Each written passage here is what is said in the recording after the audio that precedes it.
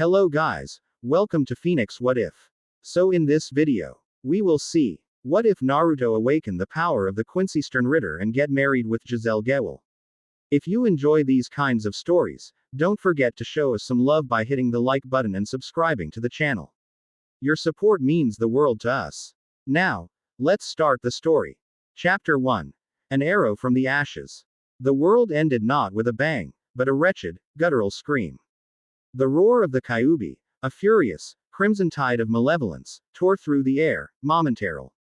Why silencing the torrential rain that lashed against the shattered landscape? Naruto Uzumaki, a boy once brimming with unyielding, if often clumsy, optimism, was now a vessel for that raw, unbridled hatred. His very skin an unbearable conduit for the nine-tailed fox's malignant power.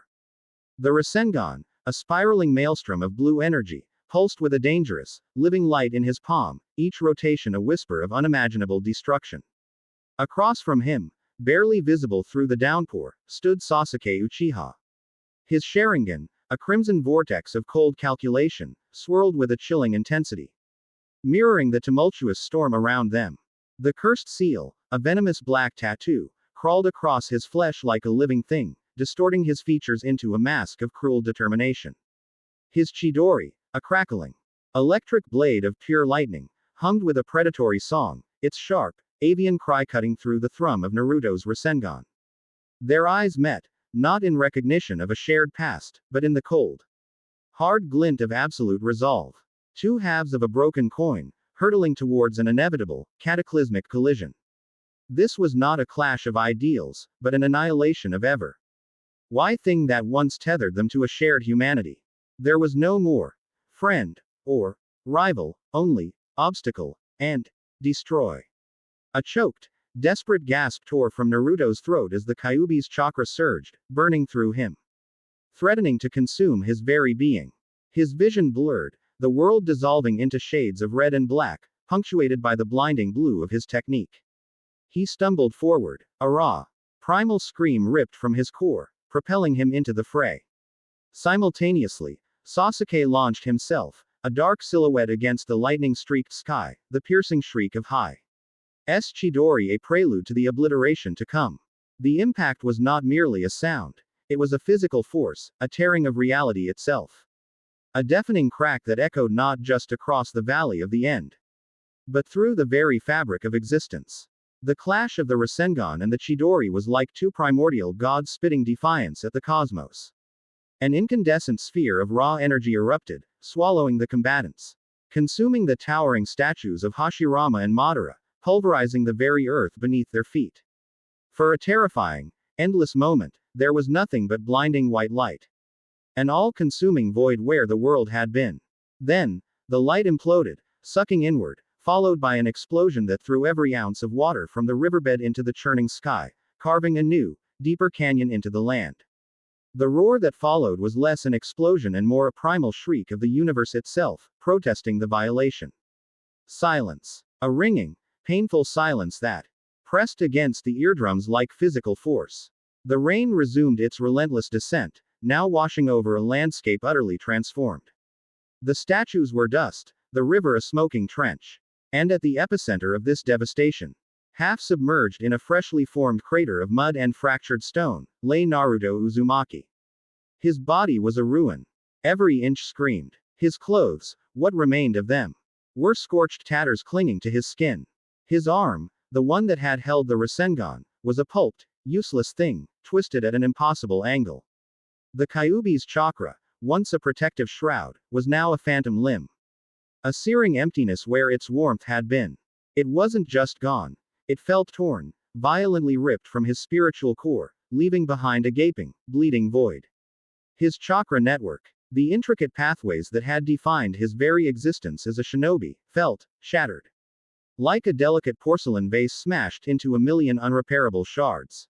Every attempt to mold even his smallest amount of energy resulted in a screaming, debilitating agony. He lay there, drowning in the mud, the rain washing over his face, mixing with the hot, salty rivulets of blood that streamed from his wounds. He couldn't move, couldn't even truly breathe, each ragged gasp a monumental effort that sent stabs of pain through his broken ribs. His eyes, unfocused and glazed, stared up at the churning, bruised sky. The rain-slicked clouds seeming to weep for his demise. A shadow fell over him.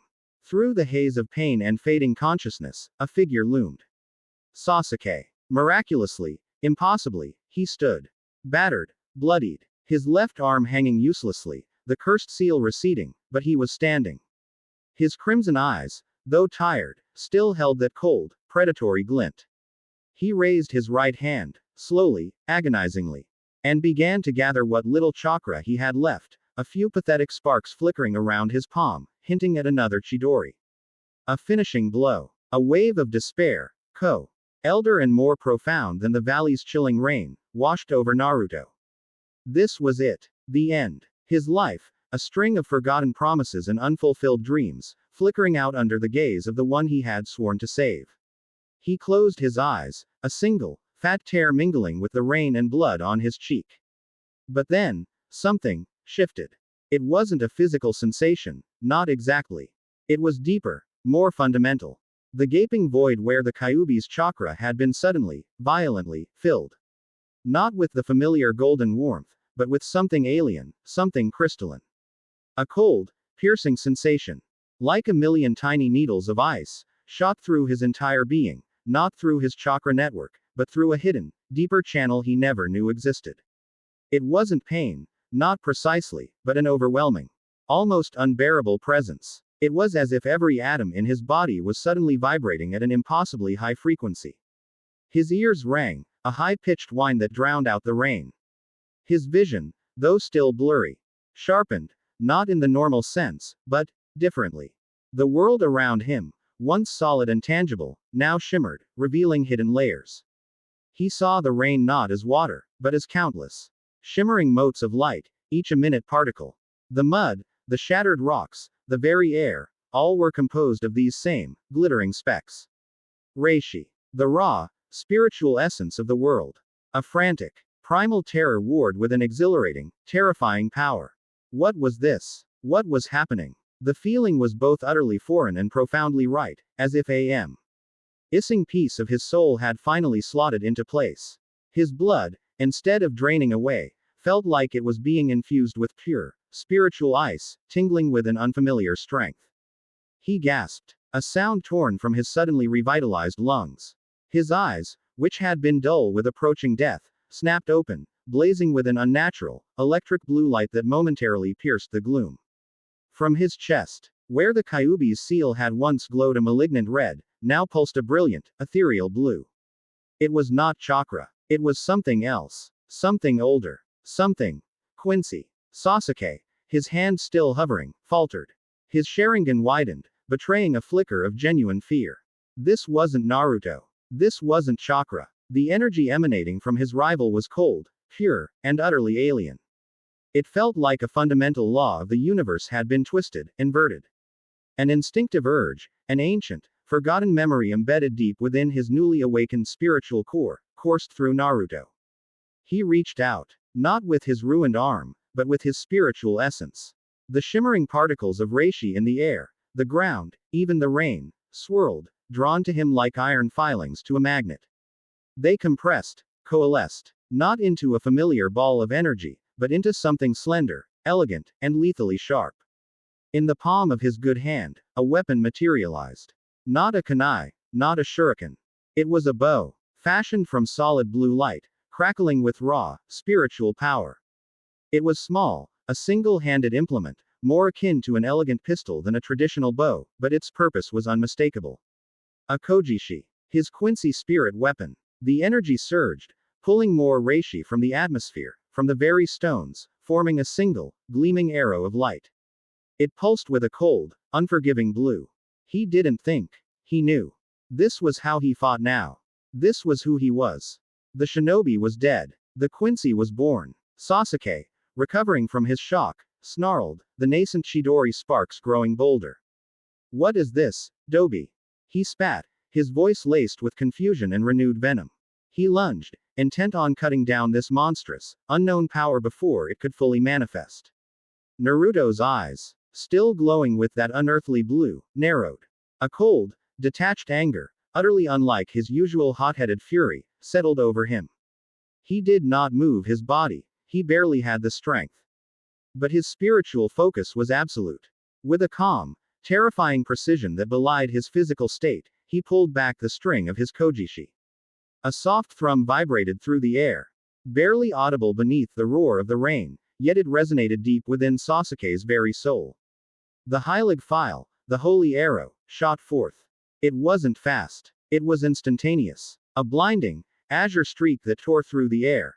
Indifferent to wind or rain. It struck Sasuke's rudimentary Chidori head-on.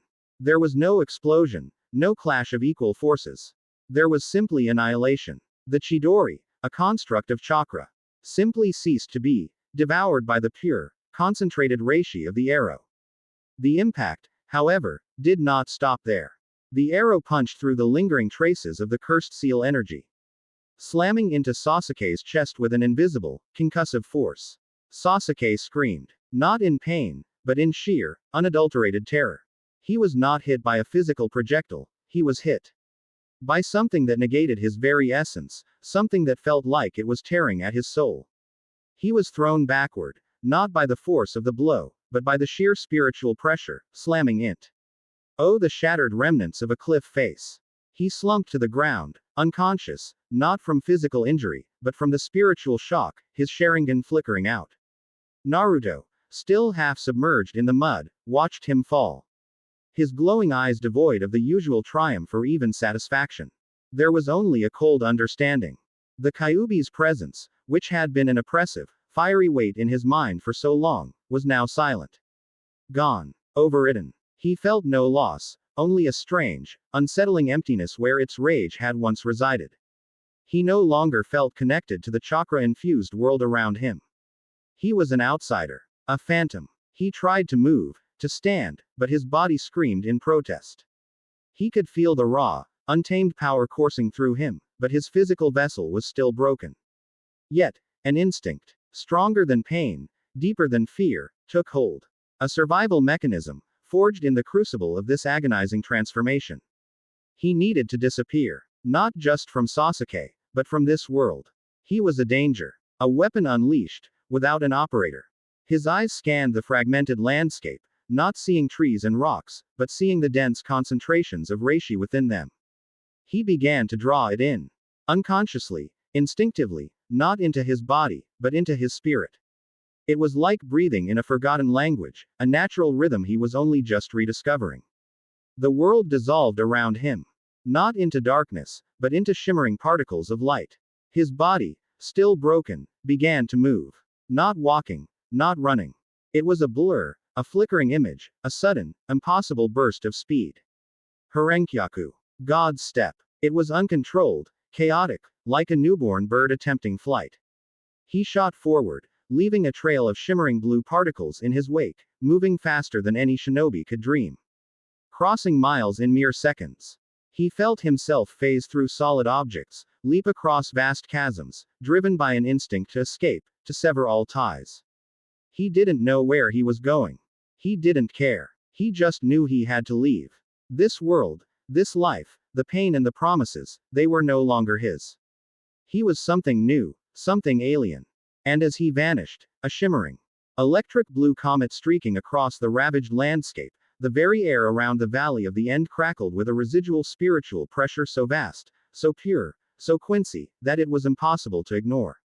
Miles away, hidden deep within the shadowy confines of a forgotten Wandenreich outpost covertly established within the desolate remnants of the Seraite's eastern Rukongai, alone. Gaunt Sternritter monitored a bank of archaic, reishi-sensitive instruments. His name was Royd Lloyd, Sternritter, why, the yourself. His face, usually a mask of detached indifference, twitched. His eyes, usually half-lidded, snapped open, wide with disbelief. The array of delicate spiritual pressure sensors, ancient devices passed down through generations of Quincy, began to shriek. Not a warning, but a wail of utter overload. Needles spun wildly, then snapped. Crystals designed to register the purest reishi shattered, exploding into shimmering dust. The air in the claustrophobic chamber crackled, tasting of ozone and raw spiritual power.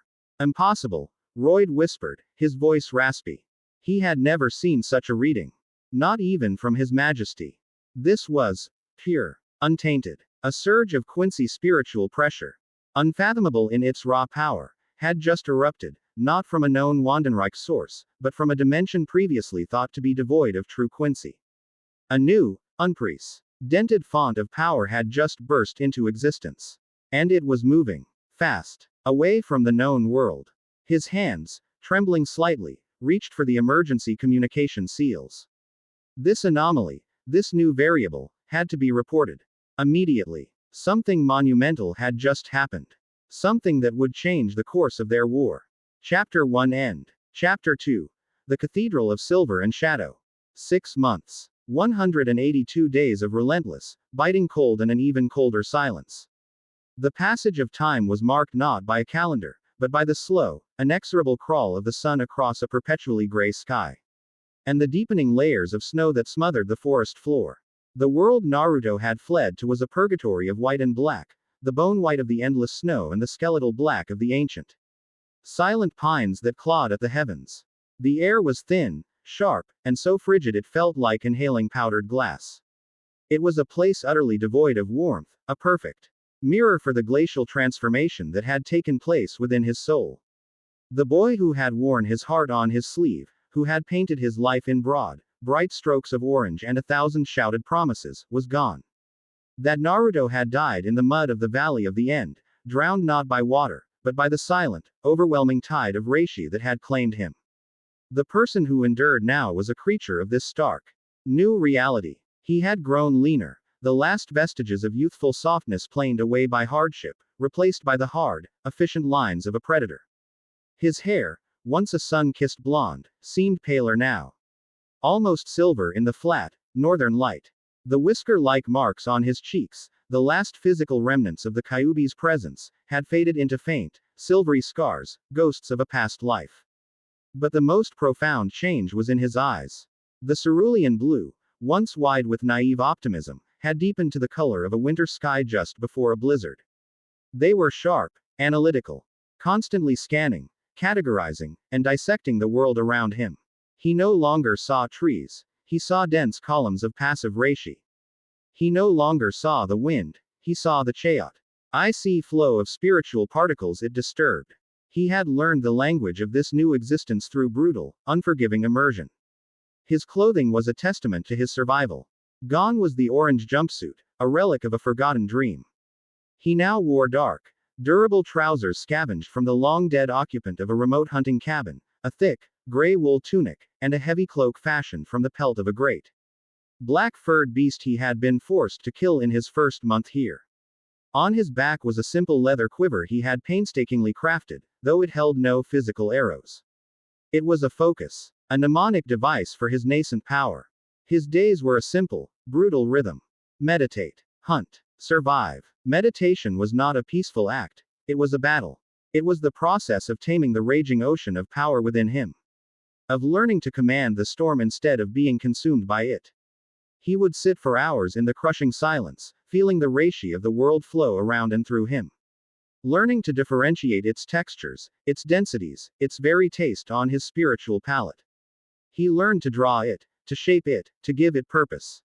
Hunting was the practical application of this knowledge. His prey was not the deer or wolves that roamed these woods, but something far worse. Abominations. Twisted, monstrous things with gaping holes in their chests and grotesque, bone-white masks. He did not know their name. Only that they were drawn to his potent spiritual pressure like moths to a flame. They were mindless, ravenous, and they were the perfect whetstones upon which to sharpen his new skills. A sudden, unnatural stillness descended upon the forest. The gentle whisper of the wind through the pines ceased. The distant cry of a hawk was abruptly cut off. Naruto, crouched on a thick, snow-laden branch 20 feet above the ground, did not move a muscle. His breathing was a slow, controlled mist in the frigid air. His eyes, narrowed to slits, scanned the clearing below. He had been tracking this one for a day. It was cleverer than the others, a hulking, arachnid-like thing that moved with a horrifying, silent grace, its multiple limbs barely disturbing the snow. A stalker. He felt its spiritual pressure, a discordant, hungry static that grated against his own pure, orderly energy. It was sniffing the air, its masked head twitching back and forth, sensing H's lingering presence but unable to pinpoint it. He had learned to suppress his own spiritual signature, to cloak it in the ambient reishi of the forest, a trick born of a desperate need to not be constantly besieged. Slowly, deliberately, Naruto raised his right hand. Blue light, as pure and cold as a winter star, gathered in his palm. It elongated, solidified, forming into a sleek, compact longbow of solidified energy. Its design both elegant and brutally functional. The Kojishi felt like an extension of his own arm, its hum a familiar vibration in his very soul. He reached over his shoulder, his fingers brushing the empty quiver, and drew back his hand. As his fingers touched the bowstring of light, an arrow, a Heilig file of incandescent azure, materialized, its point humming with destructive potential. The stalker froze, its masked face tilting upwards, finally locating him. It emitted a chittering, guttural hiss, a sound that promised a painful, soul-devouring death. It coiled its powerful legs, preparing to launch itself into the canopy. Too slow. Naruto's eyes were cold, his focus absolute. There was no wasted motion, no theatrical shout. He sighted down the length of the shimmering arrow, calculated the creature's trajectory, and released. The thrum of the bowstring was the only sound. The arrow did not fly, it simply arrived. A silent, blue streak that crossed the TW.nt foot distance in an immeasurable fraction of a second. It struck the stalker not in its head or its chest, but at the precise point where its 8 legs joined its torso, the central nexus of its spiritual composition. There was no explosion, no gore. The arrow simply sank into the creature's form, and for a moment, nothing happened. Then, a network of brilliant blue cracks spread across the stalker's body. Like fractures in a sheet of ice. A low hum filled the air, and the creature began to disintegrate, its physical form dissolving into its constituent spiritual particles, which were then scattered harmlessly into the wind. Within 3 seconds, all that remained was a faint, fading shimmer in the air and a patch of disturbed snow. Clean, efficient, lethal. Naruto let the light of his Kojishi fade, the bow dissolving back into the ambient reishi. He was about to descend when a new sensation, sharp and utterly alien, pricked at his senses. It was a tearing, a ripping in the fabric of the world behind him. The air grew thick, heavy, tasting of ozone and a strange, sterile energy. He spun around, his hand instinctively reaching for the power that was always coiled within him. A perfect, rectangular slit of absolute darkness had opened in the empty space between 2 ancient pines. It was not a shadow. It was an absence of light, a void that seemed to drink the very day. From its depths, 2 figures emerged, stepping out of the portal and into the snow-covered clearing with a nonchalant grace that was deeply unsettling. They could not have been more out of place. Both wore pristine, immaculate white uniforms that seemed to repel the grime and chill of the forest. The tailoring was severe, militaristic, with high collars, long coats, and black belts. It was the attire of an army, a conquering one. The one on the left was a young woman with dark, shoulder-length hair and a perpetually bored expression on her face. She was chewing on something, her jaw working with a rhythmic, indifferent motion. She scanned the clearing, her eyes flicking past the spot where the stalker had been, before finally settling on Naruto, perched in the tree. Her spiritual pressure was tight, controlled, like a coiled whip. "So this is the source of the noise," she said, her voice flat and laced with a dismissive sarcasm. "Took us long enough to pinpoint." Disappointing. The second figure was jarring. Also a young woman, or at least appearing to be one, with long, dark hair and wide, expressive eyes that seemed too large for her face. A small, white cap was perched on her head. Where her companion was a portrait of bored indifference, she was one of wide-eyed, unnerving curiosity. She skipped forward a few steps, her boots making no sound in the deep snow, a delighted, almost Saint Manic smile spreading across her face. Her spiritual pressure was wild, chaotic, and felt fundamentally wrong, like a beautiful song played hideously out of tune.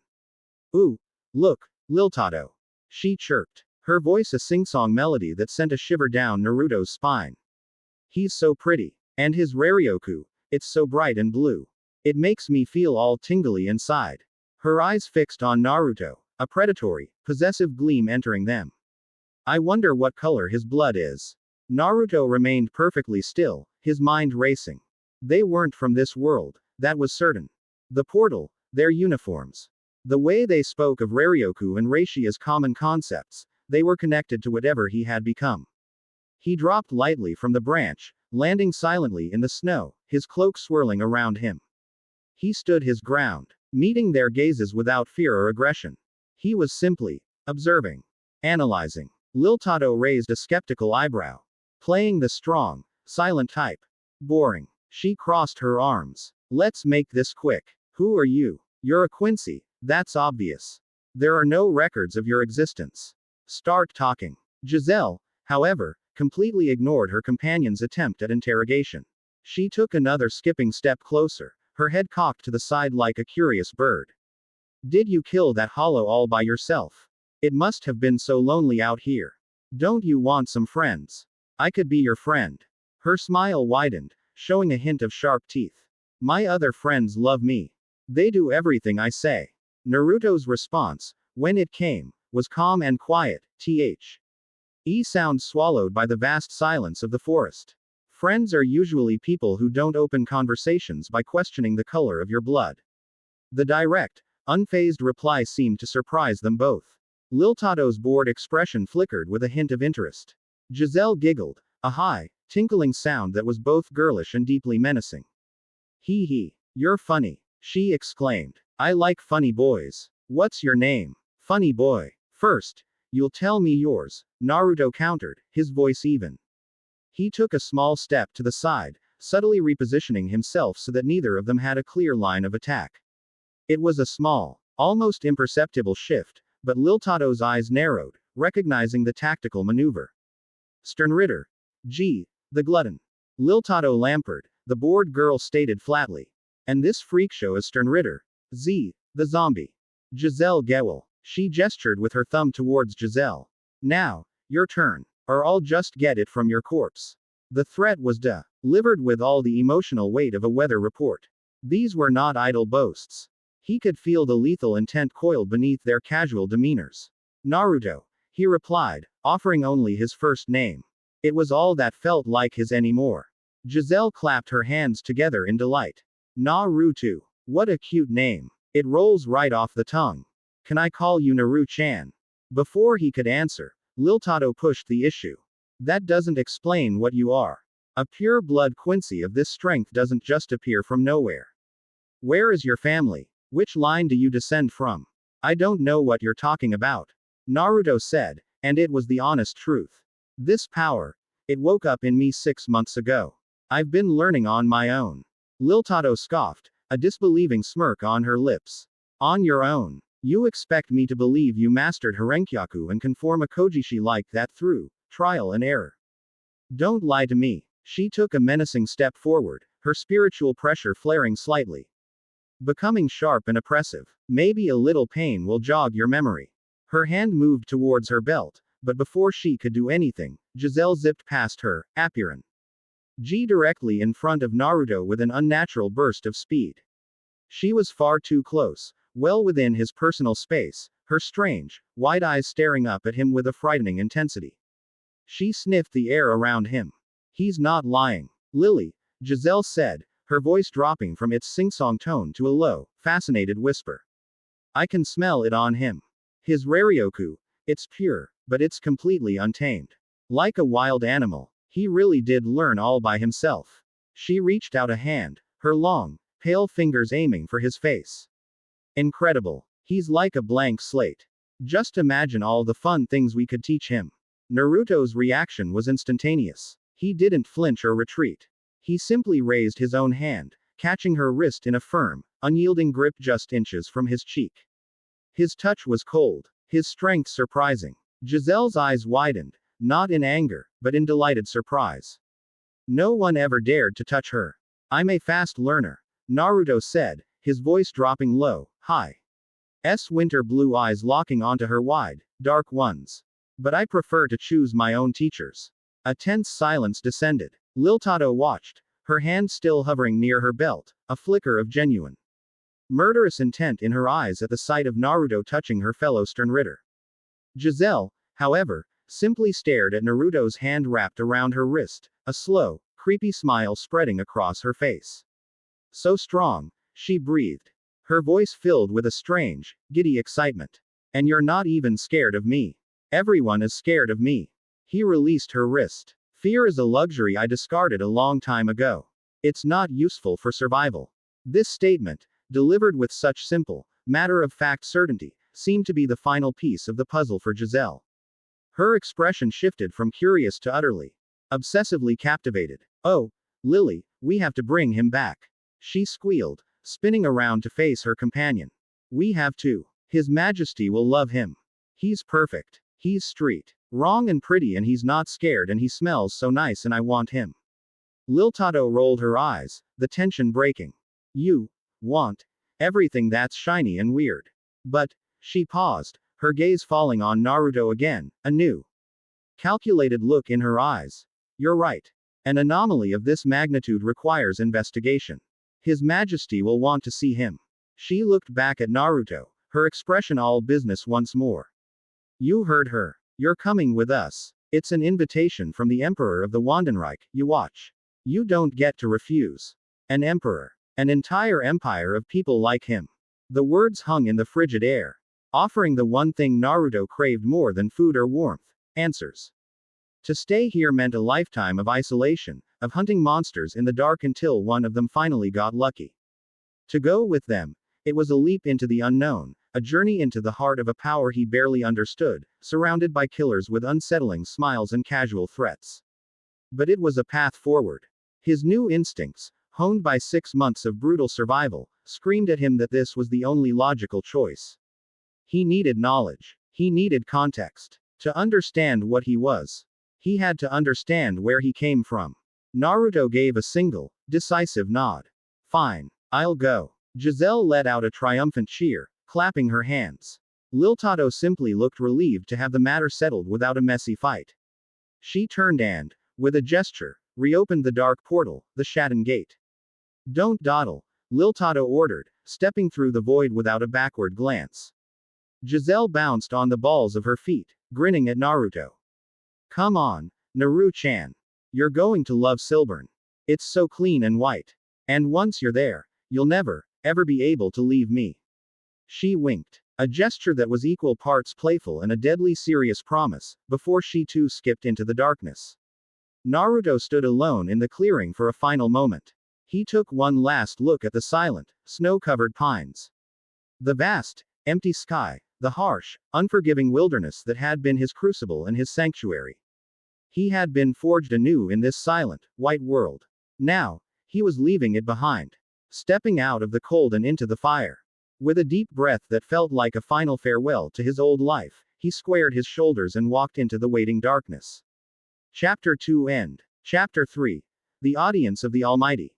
The transition was jarring, a physical and sensory shock that stole the breath from Naruto's lungs. One moment he was stepping into the comforting, featureless dark of the Shatten Gate. The next he was expelled into a realm of blinding, sterile light. He blinked, his eyes watering, the pupils contracting to pinpricks. The absolute silence was the first thing he registered, a profound, sound-swallowing stillness that was more oppressive than any noise. The air was cold, still, and carried the scent of ozone and chilled marble. He stood in a colossal hallway, so vast that his mind struggled to process the scale. The floor was a seamless expanse of polished, milky white material that seemed to glow with a faint, internal luminescence. The walls, impossibly tall and sharp-angled in the brutalist style, were made of the same material, etched with intricate, glowing blue lines that resembled complex circuitry or frozen lightning. Soaring arches, reminiscent of a Gothic cathedral, supported a ceiling lost in the high, impenetrable shadows. There were no torches, no windows, only the cold, ambient light emanating from the very structure of the place. It was not a castle built of stone. It was a fortress carved from a single, solidified idea. Welcome to Silburn, Naru-chan. Giselle's voice, sickeningly sweet, echoed slightly in the immense space. She stood beside him, her grin a slash of predatory delight in her pale face. Pretty, isn't it? Everything is so clean here. Liltato, already several paces ahead, glanced back with an impatient frown. Move. We don't keep His Majesty waiting. Naruto fell into step behind her, his senses on high alert. He was a foreign cell in a vast, sterile organism, and he could feel the antibodies of this place scrutinizing him. Every few hundred feet, a Quincy soldier in the same white uniform stood sentinel, their faces hidden by visored helmets, their spiritual pressure a low, disciplined hum. They didn't look at him. But he felt their attention, a collective awareness that tracked his every step. Their path ended before a set of doors that dwarfed any gate Naruto had ever seen. They were 50 feet high, fashioned from a darker, obsidian-like material, and emblazoned with a massive, five-pointed Quincy cross. Without a word, the doors swung inward, their movement utterly silent, revealing the chamber beyond. The throne room. If the hallway was vast, this room was a void. An artificial universe of white and shadow. A wide, blue path, glowing like the circuits on the walls, cut through the white floor, leading towards a distant, elevated dais. On either side of this path, arranged in tiered galleries carved into the walls, stood figures cloaked in white. The Sternritter. Naruto's eyes swept over them, his mind cataloging the immense and varied spiritual pressures. There were dozens. A hulking giant of a man with a winged helmet and a feathered cape. A stern, blonde red man with spectacles who stood slightly apart from the others, an aura of quiet authority around him. A lithe woman with blue hair whose gaze was as sharp and cold as a shard of ice. A small boy with vacant eyes who seemed to be staring at something only he could see. None of them moved. None of them spoke. They were statues of immense power, their collective gaze a physical weight that pressed down on him. It was a silent, overwhelming display of force, designed to intimidate, to crush the will of any who entered. Naruto kept walking, his expression unreadable, his pace steady. He met the silent judgment of the Sternritter with a calm, analytical gaze of his own, his untamed spiritual energy a solid, unwavering presence against their disciplined pressure. He was a wild wolf walking into a coliseum of trained lions. And he showed no fear. At the end of the path, upon the dais, sat the source of the immense power that saturated the very air of this dimension. The throne was not a chair. It was a monolithic structure of the same obsidian material as the doors, a jagged mountain of a seat that seemed to have grown from the floor. And upon it sat a man who radiated an antiquity so profound it felt as though he predated time itself. He was broad, imposing, with a long, dark beard and hair that flowed over his shoulders. His black robes were stark against the white of the chamber. But it was his eyes that held Naruto captive. They were dark, deep-set, and filled with a terrifying wisdom. And within each iris were two distinct pupils, which shifted and moved, seeming to gaze not just at Naruto, but through him. Seeing his past, his present, and every possible future all at once. This was Yhwach, the Emperor of the Wandenreich, the father of the Quincy. Liltato and Giselle stopped at the base of the dais, kneeling in perfect unison. Naruto, however, remained standing. He simply stopped, his gaze locked with the Emperor's. For a long, stretched moment, there was only silence. Then, the pressure came. It wasn't a wave or a blast. It was the world ending. The air solidified, becoming a crushing, physical force that buckled the knees and sought to pulverize the spirit. It was the weight of a million years of history, of a million souls, of a power that had seen galaxies born and die. It was a deep, invasive presence that didn't just push on Naruto's body, but on his mind, his soul. Trying to tear him open, to lay bare every secret, every weakness, every fear he had ever known.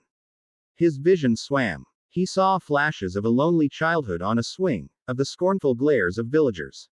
Of the pain of betrayal, of the agony of his transformation. The pressure was telling him, you are nothing. You are a lost, broken child. Kneel. Any other being would have been reduced to a weeping, shattered wreck on the floor. But Naruto did not buckle. He stood his ground, his jaw clenched, his fists tightening at his sides. He did not flare his own power in defiance, that would be like trying to fight a tsunami with a bucket. Instead, he simply endured. His own spiritual pressure, so pure and untamed, created a pocket of reality around him, a small, placid island in the raging hurricane of Yhwach's aura. It was not a shield he consciously erected, it was the simple, undeniable fact of his own existence pushing back against the crushing weight of another's. He held Yhwach's multi-pupiled gaze. And he did not look away. Slowly, Like a tide receding, the pressure lessened. A low murmur, a collective rustle of surprise, went through the assembled Sternritter. They had seen this pressure break captains and kings. This unknown, this stray, had weathered it without even flinching. A deep, resonant voice, ancient and powerful, filled the chamber, seeming to emanate from the very walls. You have my blood in your veins, yet you are not one of my children. You stand in my heart, yet you do not know my name. A son, lost in the darkness for a millennium. Naruto's breath was steady. His voice, when he spoke, was quiet but clear, carrying easily through the vast, silent hall. My name is Naruto Uzumaki. I was not lost. I was simply elsewhere. Yuacha's expression did not change. But a flicker of something akin to interest sparked in his deep-set eyes. Uzumaki. A name from a world of shallow power and broken promises. That name is a husk. The blood within you is what matters. It is the blood of the Quincy. It's a power I never asked for, Naruto replied, his tone even, respectful but not subservient. I came here for answers. Who are you? What is this place? I am your beginning and your end. Yuach stated, not as a boast, but as a simple, incontrovertible fact. I am Yuach, and this is the Wandenreich, the hidden empire that will reclaim the world that was stolen from us. You stand in Silbern, the Silver Cathedral, the heart of our strength. Reclaim the world? Naruto questioned, his analytical mind seizing on the phrase. From whom? From those who fear our power. Yuach answered. The Shinigami. The Soul Reapers who committed genocide against our people 1,000 years ago. A debt that will soon be paid in full, with their blood and their world as interest. The words hung in the air, a declaration of a war Naruto knew nothing about. Before he could process it, Yuacha's eyes narrowed, his gaze intensifying. But you are an anomaly. A pure blood, born outside my sight, your power awakened by crude, foreign energies. Let me see the truth of you. Before Naruto could react, his world fractured. Yuacha's power, the Almighty, surged forward. It wasn't pressure this time.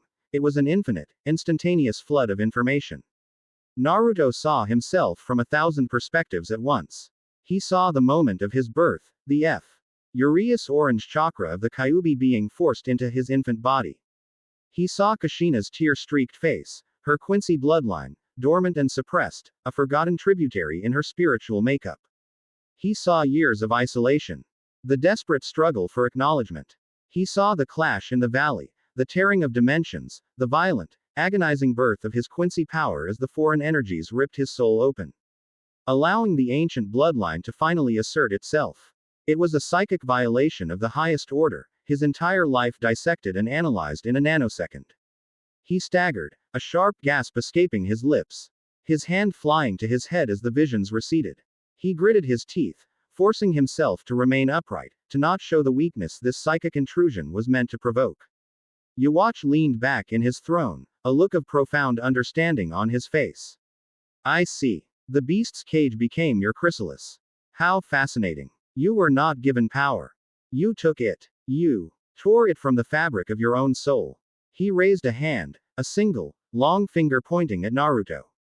Every Sternritter in this hall bears a fragment of my soul, a shrift that grants them their unique power. They are strong because I have made them so. But you are different. The Emperor's voice resonated with authority. You were not given a fragment of my soul.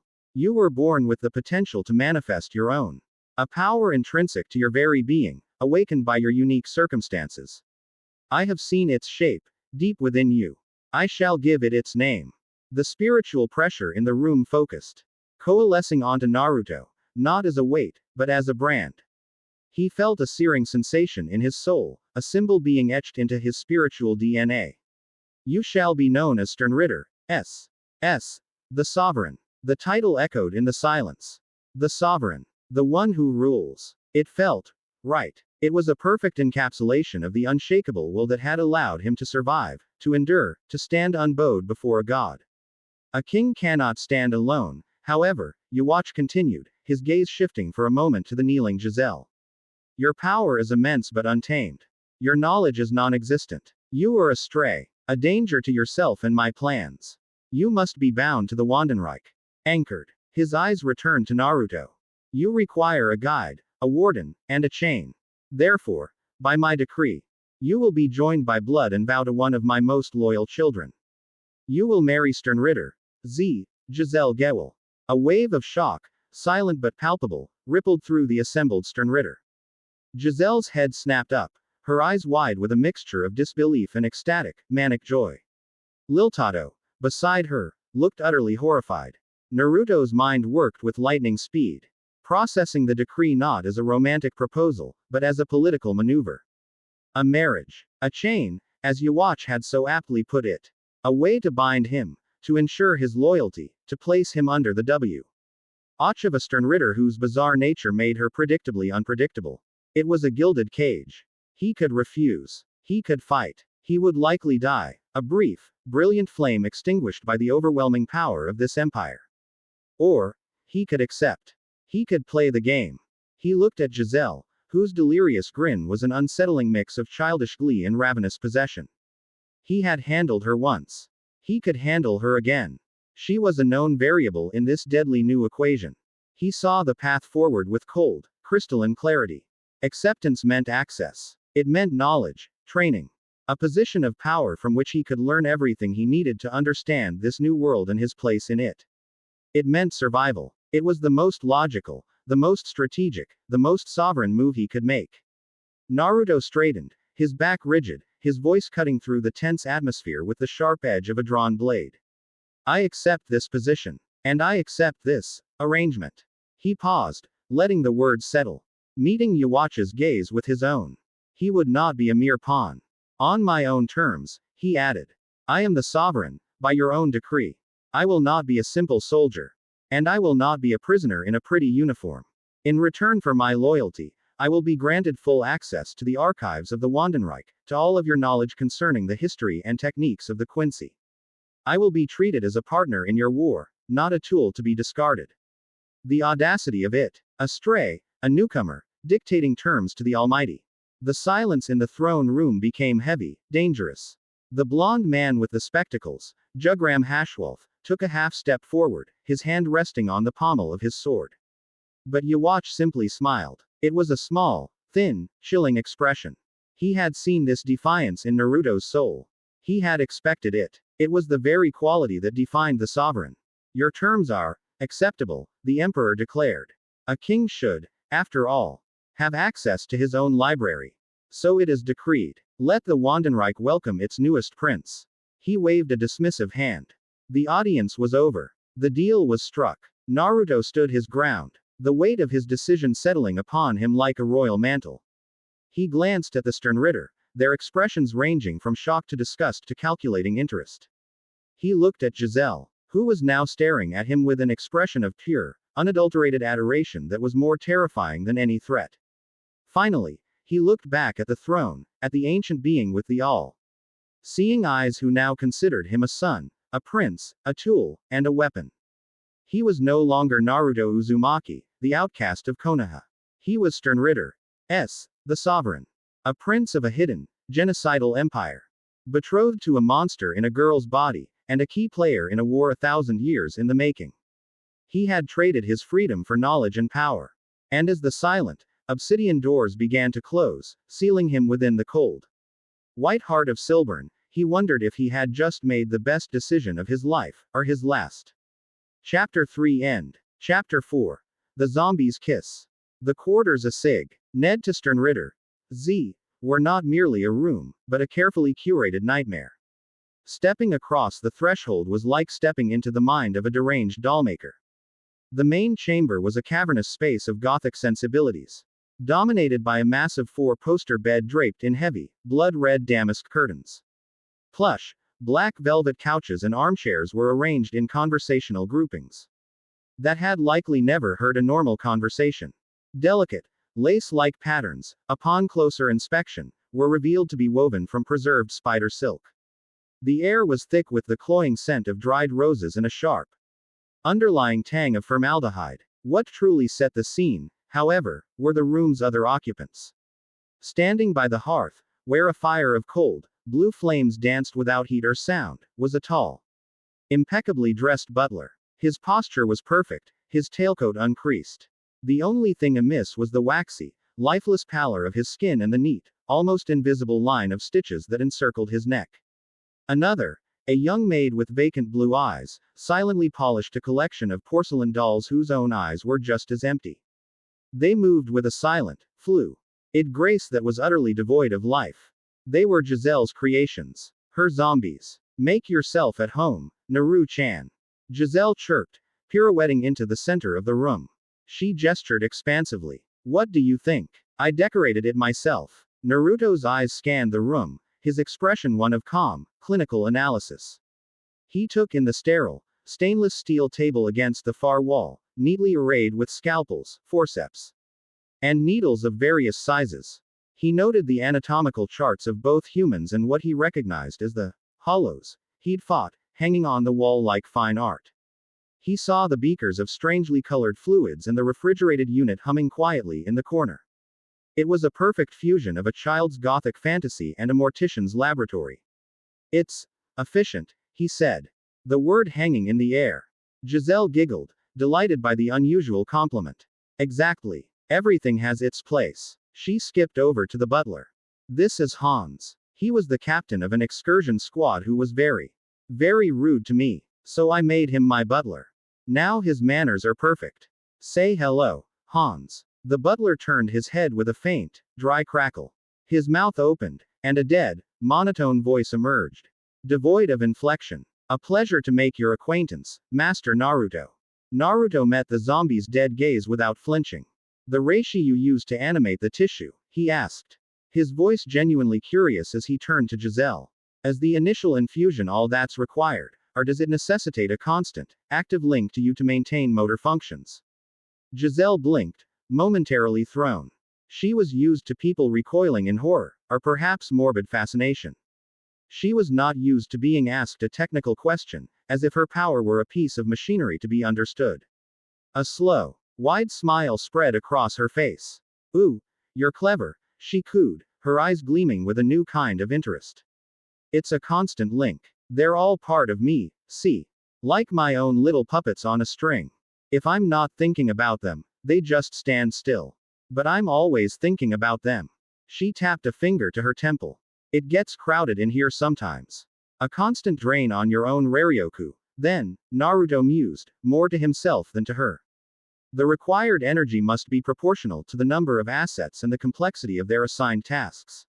You make it sound so boring. She pouted, though her eyes danced with excitement. It's not boring at all. It's fun. Here, let me show you my favorite. She grabbed his hand, her grip surprisingly strong, and pulled him towards a large, ornate chest at the foot of her bed. Her touch was cold, like sculpted marble. She threw open the lid with a flourish.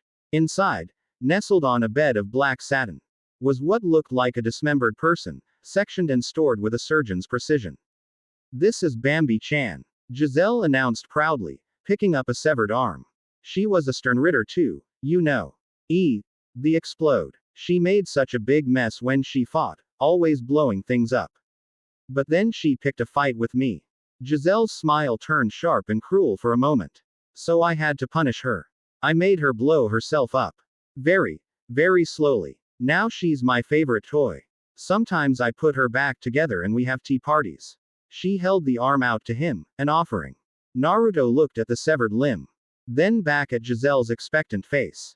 There was no disgust in his eyes, no fear. Only a deep, penetrating focus. Her spiritual pressure is still bound to the limb, he observed, his gaze analytical. Even in this state, you've preserved her power. So the zombie isn't just reanimation. It's control. Absolute spiritual subjugation. He finally looked her in the eyes. Your shrift doesn't just raise the dead. It enslaves the soul. The air grew still. Giselle's playful demeanor fell away, replaced by a look of stunned, wide-eyed awe. He wasn't just accepting her. He was understanding her. He saw the terrible, beautiful truth of her power, the thing that made everyone else see her as a monster, and he defined it not with a judgment, but with an accurate, clinical term. Yes, she whispered, her voice breathy. That's it. That's exactly it. You see me. In that moment, a strange, twisted connection was forged between them.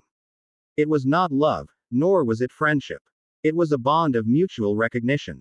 He, the sovereign anomaly who stood outside the norms of any world, and she, the zombie freak who operated on a moral axis entirely her own, found a common ground in their shared isolation. The days leading up to the wedding followed a similar pattern. Naruto would spend hours in the Wandenreich's vast, silent archives, the Wissensspeicher, devouring ancient texts on Quincy history, Reishi theory, and advanced combat techniques. He was a voracious learner, his mind absorbing the information with an intensity that impressed the stern Quincy librarians. Then, he would return to Giselle's quarters, where she would show him the intricacies of her power, and he, in turn, would question, analyze, and understand. It was their bizarre courtship, a series of theoretical and practical lessons in the art of the soul, conducted in a Gothic charnel house. The night of the ceremony arrived without fanfare. It was not to be a public affair.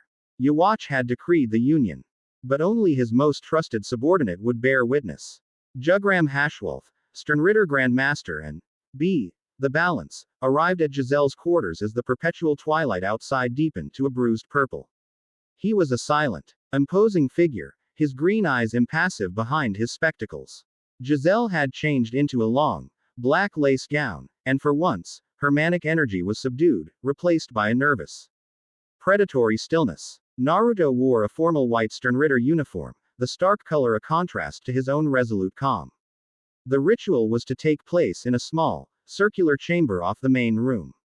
The walls were bare, the floor a mosaic of a massive Quincy cross. There was no altar, no music, only a single silver pedestal in the center of the room. Upon it lay a single, gleaming blade of solidified reishi. A seal Schneider. Hashwolf stood by the door, a silent observer, his presence the only official sanction this strange union would receive. Giselle and Naruto faced each other in the center of the room. The vow is a simple one, Giselle said, her voice an uncharacteristically soft murmur.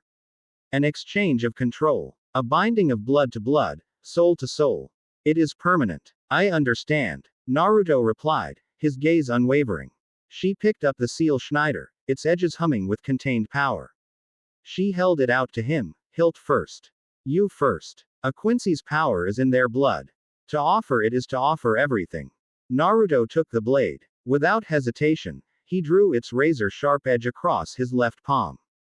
A line of crimson welled up, shockingly bright against his skin. The blood did not drip. It seemed to hover, held in place by his own spiritual pressure. He held his hand out, palm up. Giselle took the seal Schneider from him, her own hand trembling slightly. She mirrored the action, slicing her own palm. Her blood was the same deep red, but Naruto could feel the chaotic, almost frantic energy roiling within it. She reached out, her hand hovering over his. My blood is yours to command, she whispered, the first line of the ancient vow. Her eyes were locked on his, wide and serious. My soul is yours to anchor, Naruto responded, his voice a steady baritone. Completing his half of the promise. They clasped hands. The moment their blood mingled, a shockwave of energy, visible only to those who could perceive spiritual matter, erupted from their joined hands. Naruto felt her chaotic, morbid power rush into him. A flood of graveyard chills, the scent of decay, and the giddy thrill of absolute control over the dead. It was a poisonous, intoxicating energy that would have driven any other man insane. He, however, simply accepted it, his own pure, orderly reishi meeting it not with resistance, but with a calm, containing pressure, forcing it into a stable pattern. Simultaneously, Giselle gasped, her body stiffening. His power flowed into her, clean, bright, and potent, like a blast of pure, arctic air. It was the power of a sovereign, of unshakable will and absolute self. It did not seek to control her, but it washed through the chaos of her soul, leaving behind an anchor of stability she had never known. For the first time, the screaming, needy voices of her zombie horde in the back of her mind fell silent, hushed by the sheer, regal authority of his spirit. In the name of the king, they said in unison, their voices intertwining. We are one. On the back of their clasped hands, their mingled blood glowed with an intense blue light, forming the five-pointed cross of the Quincy. The symbol burned for a moment, searing their skin, before fading. Leaving behind a faint, silver scar in the shape of the cross, a permanent mark of their spiritual and physical union.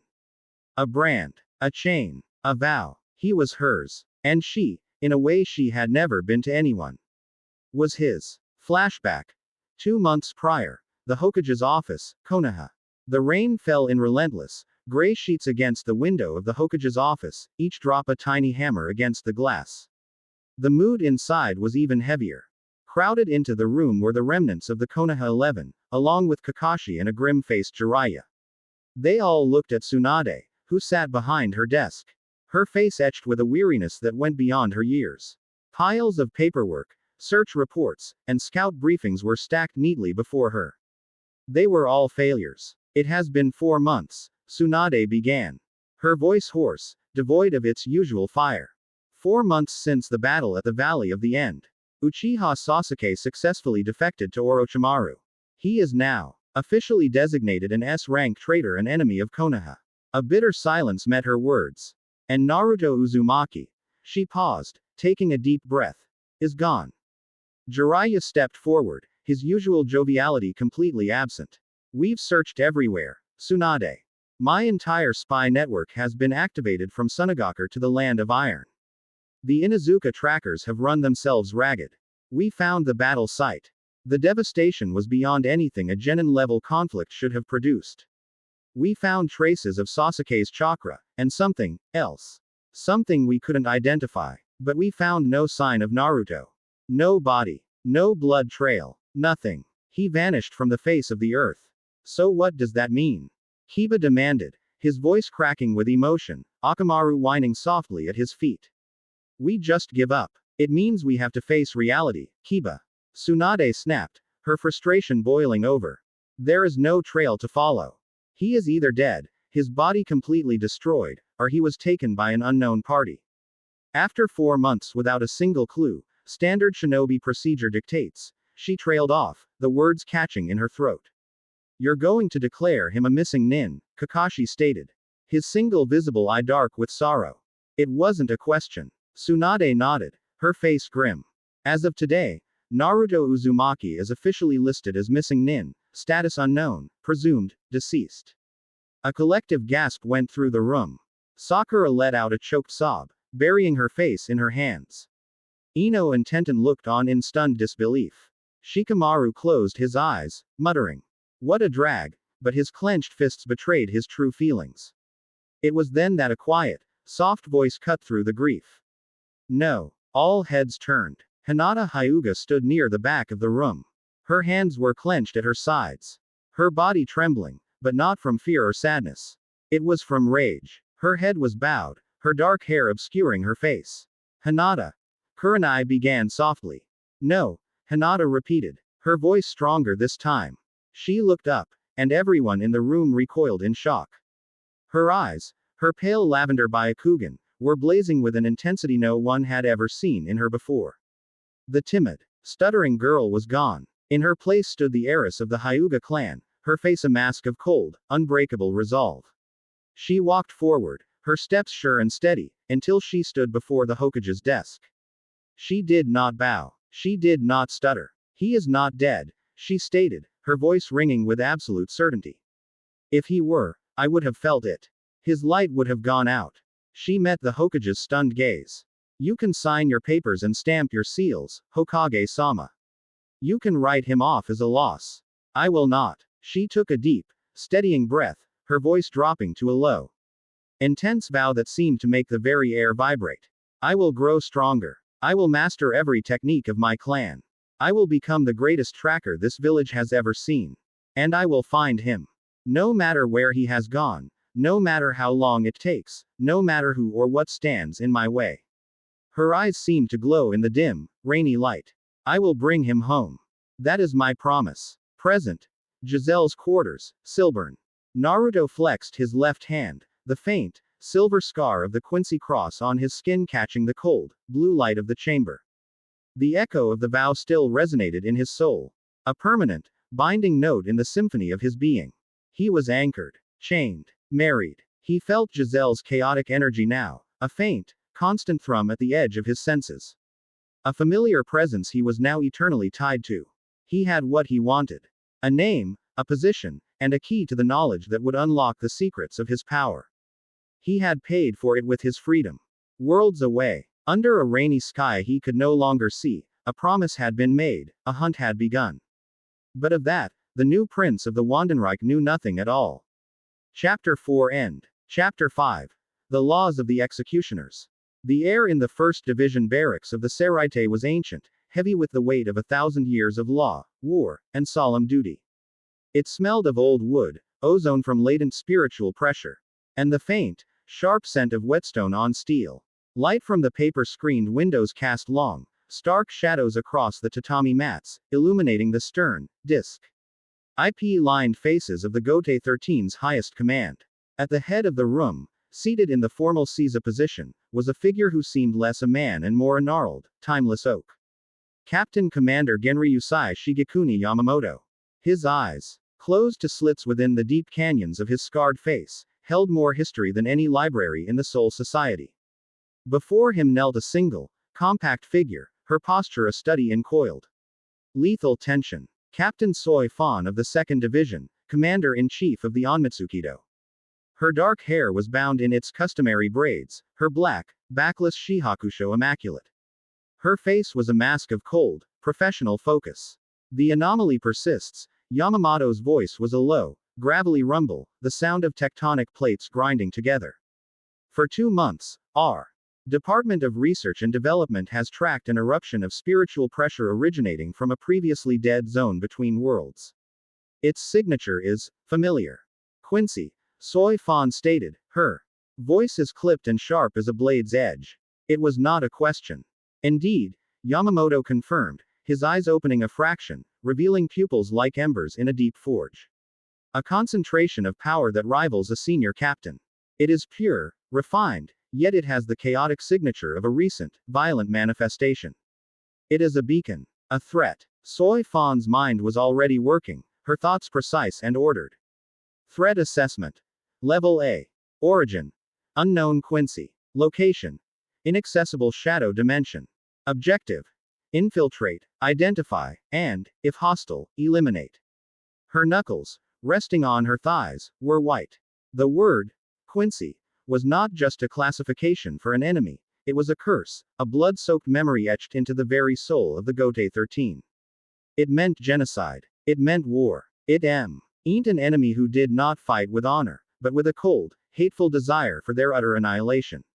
I will lead the mission myself, Sotaicho, she said, her voice unwavering. The Onmitsukido's 1st Division, the executive militia. We will infiltrate the pocket dimension, locate the source, and eradicate it. Your orders are to investigate and report, Yamamoto corrected, his voice stern. This is not a foe to be underestimated. We know nothing of their resources or affiliations. Do not engage unless you are certain of absolute victory. Understood, Soi Fan replied, though in her mind. The mission parameters were already set. Any Quincy was a threat. Any threat must be eliminated. That was the law of the Seraite, the law she had dedicated her life to upholding. It was simple, absolute. Within the hour, a small, elite squadron of 10 figures, all clad in the dark, concealing uniforms of the Onmitsukido, gathered at the Senkaimon. Soi Fan stood at their head, her face impassive.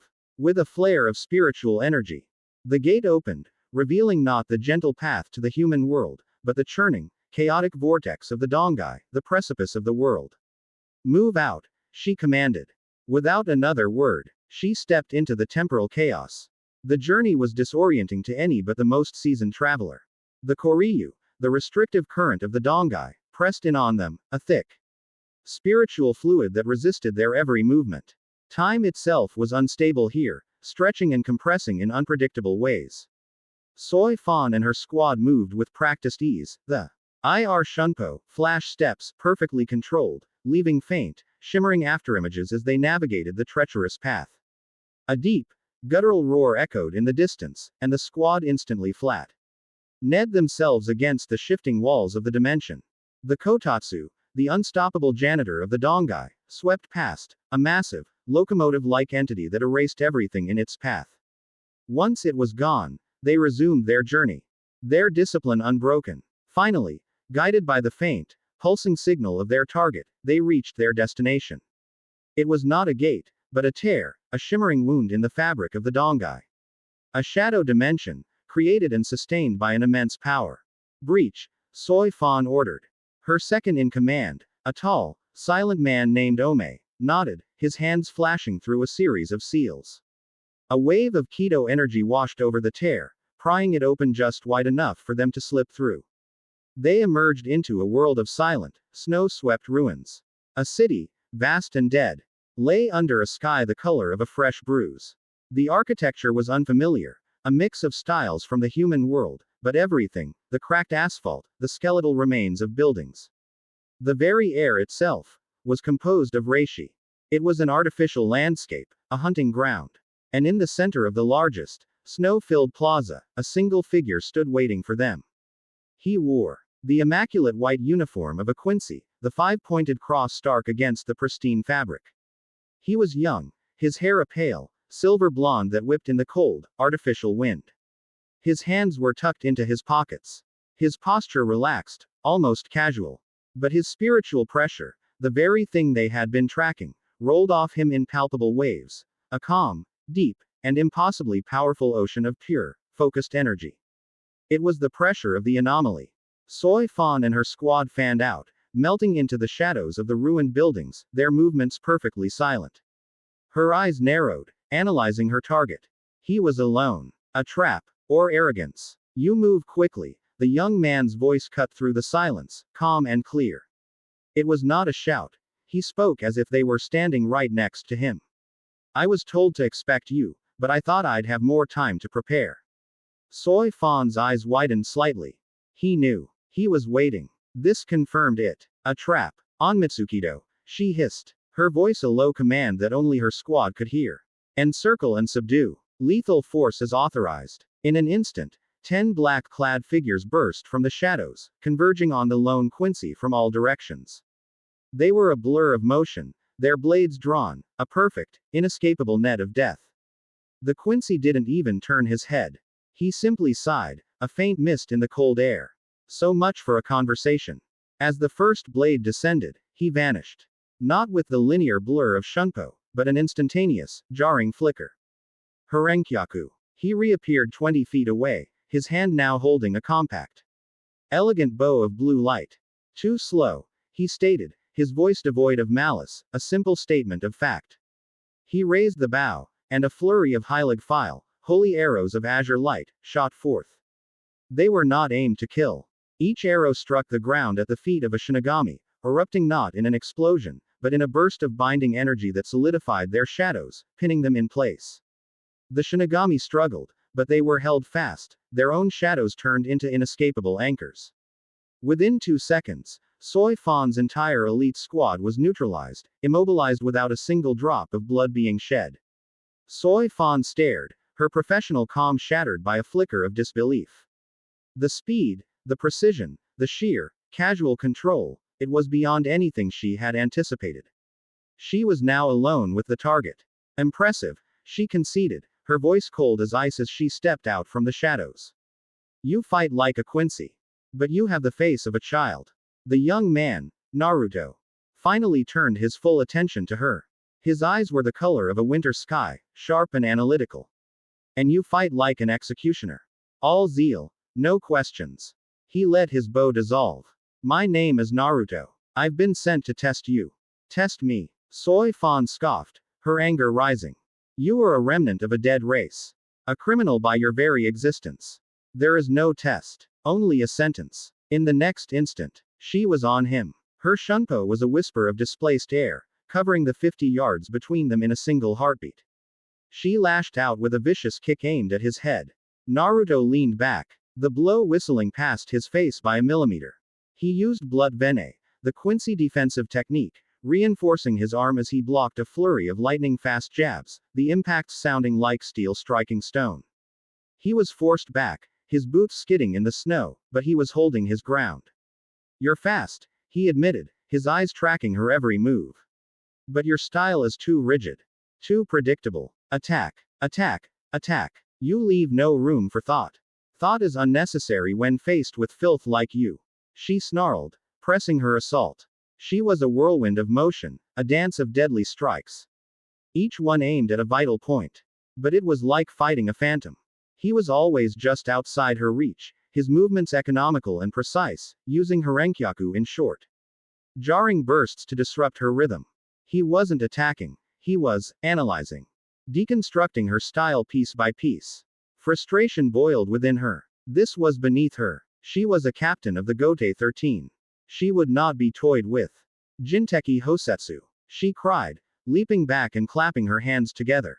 The familiar, golden insignia of her Shikai, Suzumaki, appeared on the middle finger of her right hand, a hornet's stinger. The sentence is death. Naruto watched, his expression unchanged. A two-step assassination technique. The first strike creates a butterfly-shaped mark, a homunca. The second strike to the same spot guarantees death. An interesting, if overly specialized, ability. Soi Fan's eyes widened in fury. He knew of her Shikai.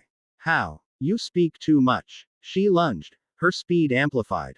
She was no longer a brawler. She was a scalpel, aiming for a single, precise cut. The plaza became her chessboard, and she was the undisputed queen. But Naruto was playing a different game. He used the environment, forming platforms of solid reishi under his feet to leap into the air, firing arrows that forced her to dodge, controlling the flow of the battle. He was leading her. He was forcing her into patterns. And in her rage, she didn't see it until it was too late. After a frantic, high-speed exchange across the ruined rooftops, he intentionally left an opening. A calculated risk. It was the chance she'd been waiting for. With a final, explosive burst of shunpo, she was inside his guard. Her stinger shot out, striking him squarely on his left shoulder. Sting. The homunca, a beautiful, deadly black butterfly, bloomed on his white uniform. A grim smile of triumph touched Soi Fan's lips. It was over. All she needed was one more touch. You are mine, she hissed.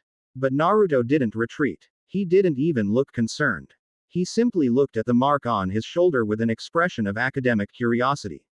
There it is. Soi Fan froze, her killing intent faltering in the face of his utter calm. He had let her hit him. Why? Now for the second act, he said, his voice quiet. Before she could process his words, he moved. He didn't attack. He simply raised his kojishi and fired a single, powerful arrow at a crumbling clock tower 100 yards away. The tower exploded, sending a shower of reishi debris raining down upon them. It was a distraction, a meaningless gesture. Or was it? Soi Fan's killer instinct screamed at her to ignore it and finish the fight. She lunged, her stinger aimed directly at the center of the butterfly mark. Her victory was a single inch away. And then, her world turned upside down. As her finger was about to connect, Naruto's body moved in a way that was fundamentally wrong. His shoulder joint seemed to dislocate, muscles shifting under his skin with an audible, puppet-like snap, pulling the target point a single, crucial inch to the right. Her stinger struck his shoulder again, but it was not the exact same spot. The homunca mark flared, then faded. Her Shikai had failed. Soi Fan stared, her mind unable to comprehend what had happened. It was an impossible movement. No living being could contort their body like that. Ransotengai. Naruto explained, his shoulder snapping back into place with another sickening crunch. The heavenly wild puppet suit. An advanced Quincy technique. It allows the user to control their own body with strings of reishi, even if their limbs are paralyzed or broken. It allows for inhuman precision. He had baited her. He had studied her power, calculated its weakness, and laid a trap. The arrow at the clock tower wasn't a distraction for her. It was a distraction for his own body, a complex external action to mask the subtle internal preparations for the Ransotengai. He had defeated her perfect assassination technique not with power, but with intellect and esoteric knowledge. She was left completely open, her mind reeling from her failure. In that moment of shock, Naruto's hand shot out. Not with a weapon, but with an open palm, striking her chest. It was not a powerful blow, but a focused pulse of his spiritual pressure that disrupted the flow of Raryoku in her body, momentarily paralyzing her. She crumpled to her knees, gasping, her Shikai dissolving. A single, brilliant blue arrow materialized in Naruto's hand, its point humming with enough power to atomize her. He aimed it directly between her eyes. Checkmate. Soi Fan glared up at him, defeated but defiant. Then do it. Deliver your sentence, Quincy. Naruto held her gaze for a long moment, his winter blue eyes searching hers. Then, with a sigh, he let the arrow dissipate into harmless blue light. My mission was to test your strength, not to start a war, he said, his voice losing its cold, combat edge. Your laws mean nothing to the storm that is coming. You watch. The Wandenreich. This is bigger than the old grudges between Shinigami and Quincy. He turned his back on her, a sign of ultimate confidence, and began to walk away. Go back to your 13 captains. Tell them you met a Quincy who showed you mercy. Next time, you may not be so fortunate. He approached her immobilized squad, and with a wave of his hand, the shadow bindings dissolved. He didn't even give them a second glance. With a flicker of blue light, he vanished, leaving Soy Fan and her defeated squad alone in the silent, snow-swept city. Soy Fan knelt in the 1st Division barracks once more. Her uniform was torn, her body bruised, her spirit shattered. Her squad stood silently behind her. She had given her report, omitting no detail of her tactical and philosophical defeat. Yamamoto listened, his ancient eyes closed, his fingers steepled. When she finished, a long, heavy silence filled the room. This, Naruto. The captain commander finally rumbled. He defeated the commander of the Onmitsukido without taking a single life. He demonstrated knowledge of our techniques, and power far exceeding what his spiritual signature would suggest. And he delivered a warning. Yes, Sotaicho, Soy Fan said, her voice tight with humiliation. This is not the act of a mindless fanatic. This is the calculated move of a new, intelligent power. Yamamoto mused. A third faction has entered the game. Soy Fan remained silent, but her mind was a tempest. She replayed the battle, his impossible movements, his analytical eyes, his final act of mercy. He had outthought her. He had defeated her completely. And he had let her live. Why? The question burned in her mind, a foreign and unwelcome seed of doubt plan. Ted in the bedrock of her absolute convictions. For the first time, she had faced an enemy who did not fit the laws she had built her life around, and the encounter had shaken her to her very core. Chapter 5 End. Chapter 6. A Kingdom of Sand and Bone. The world on the other side of the Shatten Gate was one of stark, bleached totality. Hueco Mundo. It was a place defined by absence. No sun, no clouds, no color. Only the crushing emptiness of a perpetual, moonless night sky hanging over an endless desert of bone-white sand. The sand itself was not sand. It was fine, crystalline reishi that crunch ed underfoot with the sound of shattered glass. In the distance, colossal, quartz-like trees clawed at the black void, their forms stark and lifeless. The air was thin, dead, and carried no scent, vacuum that seemed to leach the warmth from living lungs. It was a kingdom of absolute desolation. Naruto stepped out of the portal, his white Sternritter uniform a beacon in the oppressive gloom. The silence was profound, a physical presence that pressed in on him. Beside him, Giselle emerged, her usual manic energy immediately dampened by the sheer nothingness of the landscape. Ew, she said, her nose wrinkling in distaste. This place is so empty and boring. There's nothing to play with. Everything's already dead. That's the point, Naruto replied, his gaze sweeping across the horizon. His senses, now finely tuned to the flow of reishi, felt the oppressive spiritual density of this world. This is a realm built on the concept of emptiness. His eyes narrowed, focusing on a colossal structure in the far distance. A mountain of white so vast it seemed to be a part of the landscape itself. Las noches. Yuacha's orders had been simple, delivered with his usual chilling finality. He hollows of Hueco Mundo or a potential asset. Or a potential pestilence. Go there. Gauge the strength of the Arankar, the so-called leaders who remain after Aizen's fall. Determine if they can be subjugated. If not, determine if they must be purged. It was an order for reconnaissance, with an implicit instruction for conquest or extermination. Naruto, however, had his own interpretation. A true sovereign did not just conquer. He built alliances. He created order from chaos. Let's not announce ourselves just yet, Naruto said, his voice low. He began to suppress his spiritual signature, wrapping it in the ambient reishi of the desert, a trick he had perfected during his months in isolation. Giselle, pouting, did the same, her own chaotic energy receding like a malevolent tide. They moved across the desert using Herenkyaku. Their forms flickering, covering miles of desolate landscape in mere minutes. As they drew closer to the gargantuan ruin of Las Noches, they began to feel it. Pockets of spiritual pressure. The signatures of the Arankar. They were scattered, disorganized, like the last remaining embers of a once great fire. A kingdom in name only, now reduced to warring tribes clinging to the ruins of their former glory. Naruto bypassed the main structure, heading instead toward a smaller, but far more concentrated, cluster of powerful spiritual signatures. They emanate from a fortress carved into the base of one of the largest quartz trees, a practical, defensive structure that spoke of survival rather than grandeur. They were still a mile out when they were intercepted. 3 figures appeared before them in a blur of sonido, the Arankar equivalent of flash step. They were a study in contrasts. One was short and boyish with dark green hair, a deer-like hollow mask fragment, and a fiery, aggressive stance. The second was a tall, statuesque, Amazonian woman with flowing blonde hair, a lioness-like mask fragment, and an arrogant, challenging smirk. The third was more reserved. With long black hair, a serpentine mask fragment, and a habit of covering her mouth with her long sleeve as she observed them with cunning, slitted eyes. The Tres Bestias. Emilo Apache, Francesca Mila Rose, and Cyan Sung Sun. The Fracken of the former Tres Espada, Tyr Harabel. Quincy. Apache snarled, her voice a belligerent bark. She drew the chakram-like weapon from her arm. What are you doing in Lady Harabel's territory? Did you get lost on your way to being exterminated? Mila Rose laughed, a throaty, confident sound. She cracked her knuckles, her golden eyes gleaming with predatory light. They don't look like much. That little one looks like she'd snap in half. She eyed Giselle with contempt.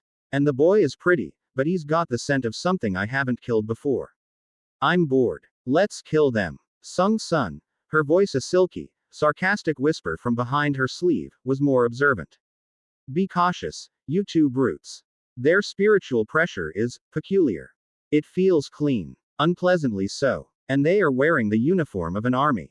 Giselle, who had been looking utterly bored, suddenly perked up. Her eyes lit up as she looked at the 3 Arankar, taking in their animalistic traits. Ooh, a deer, a lion, and a snake. You're like a little petting zoo. Can I keep one? I promise I'll feed her and take her for walks and turn her into my cutest zombie ever. Apache's face contorted with rage. I'll kill you, you freak. She lunged forward, a green Sero blast already forming in her hand. Before she could launch the attack, Naruto moved. He didn't draw a weapon. He simply raised a hand, palm open. That's enough. His voice was calm, but it carried an authority that made even the hot-headed Apache pause. His spiritual pressure, which had been suppressed, now bloomed forth. Not in a violent wave, but with the steady, undeniable force of a rising tide. It was pure, controlled, and immense, pressing down on the 3 Arankar with a weight that stole their breath. We are not here to fight, Naruto stated, his winter blue eyes meeting Apache's furious glare. We are here to speak with your leader. Tyr Harabel. Lady Harabel doesn't speak with trash like you. Mila Rose shot back, though her arrogant smirk had faltered slightly in the face of his power. She will speak with us. The quiet certainty in his voice gave them pause. Before the standoff could escalate further, a new presence, vast and heavy like the deep ocean, washed over them. A 4th figure appeared, moving with a silent, regal grace. She was tall, with olive skin, blonde hair, and piercing cyan eyes. The remains of her hollow mask covered the lower half of her face, and her espada uniform was open, revealing the 3 tattooed on her breast. She carried a massive, shark tooth-like zanpakuto on her back. Tyr Harabel. Her gaze was cold, analytical, and filled with a deep, weary strength.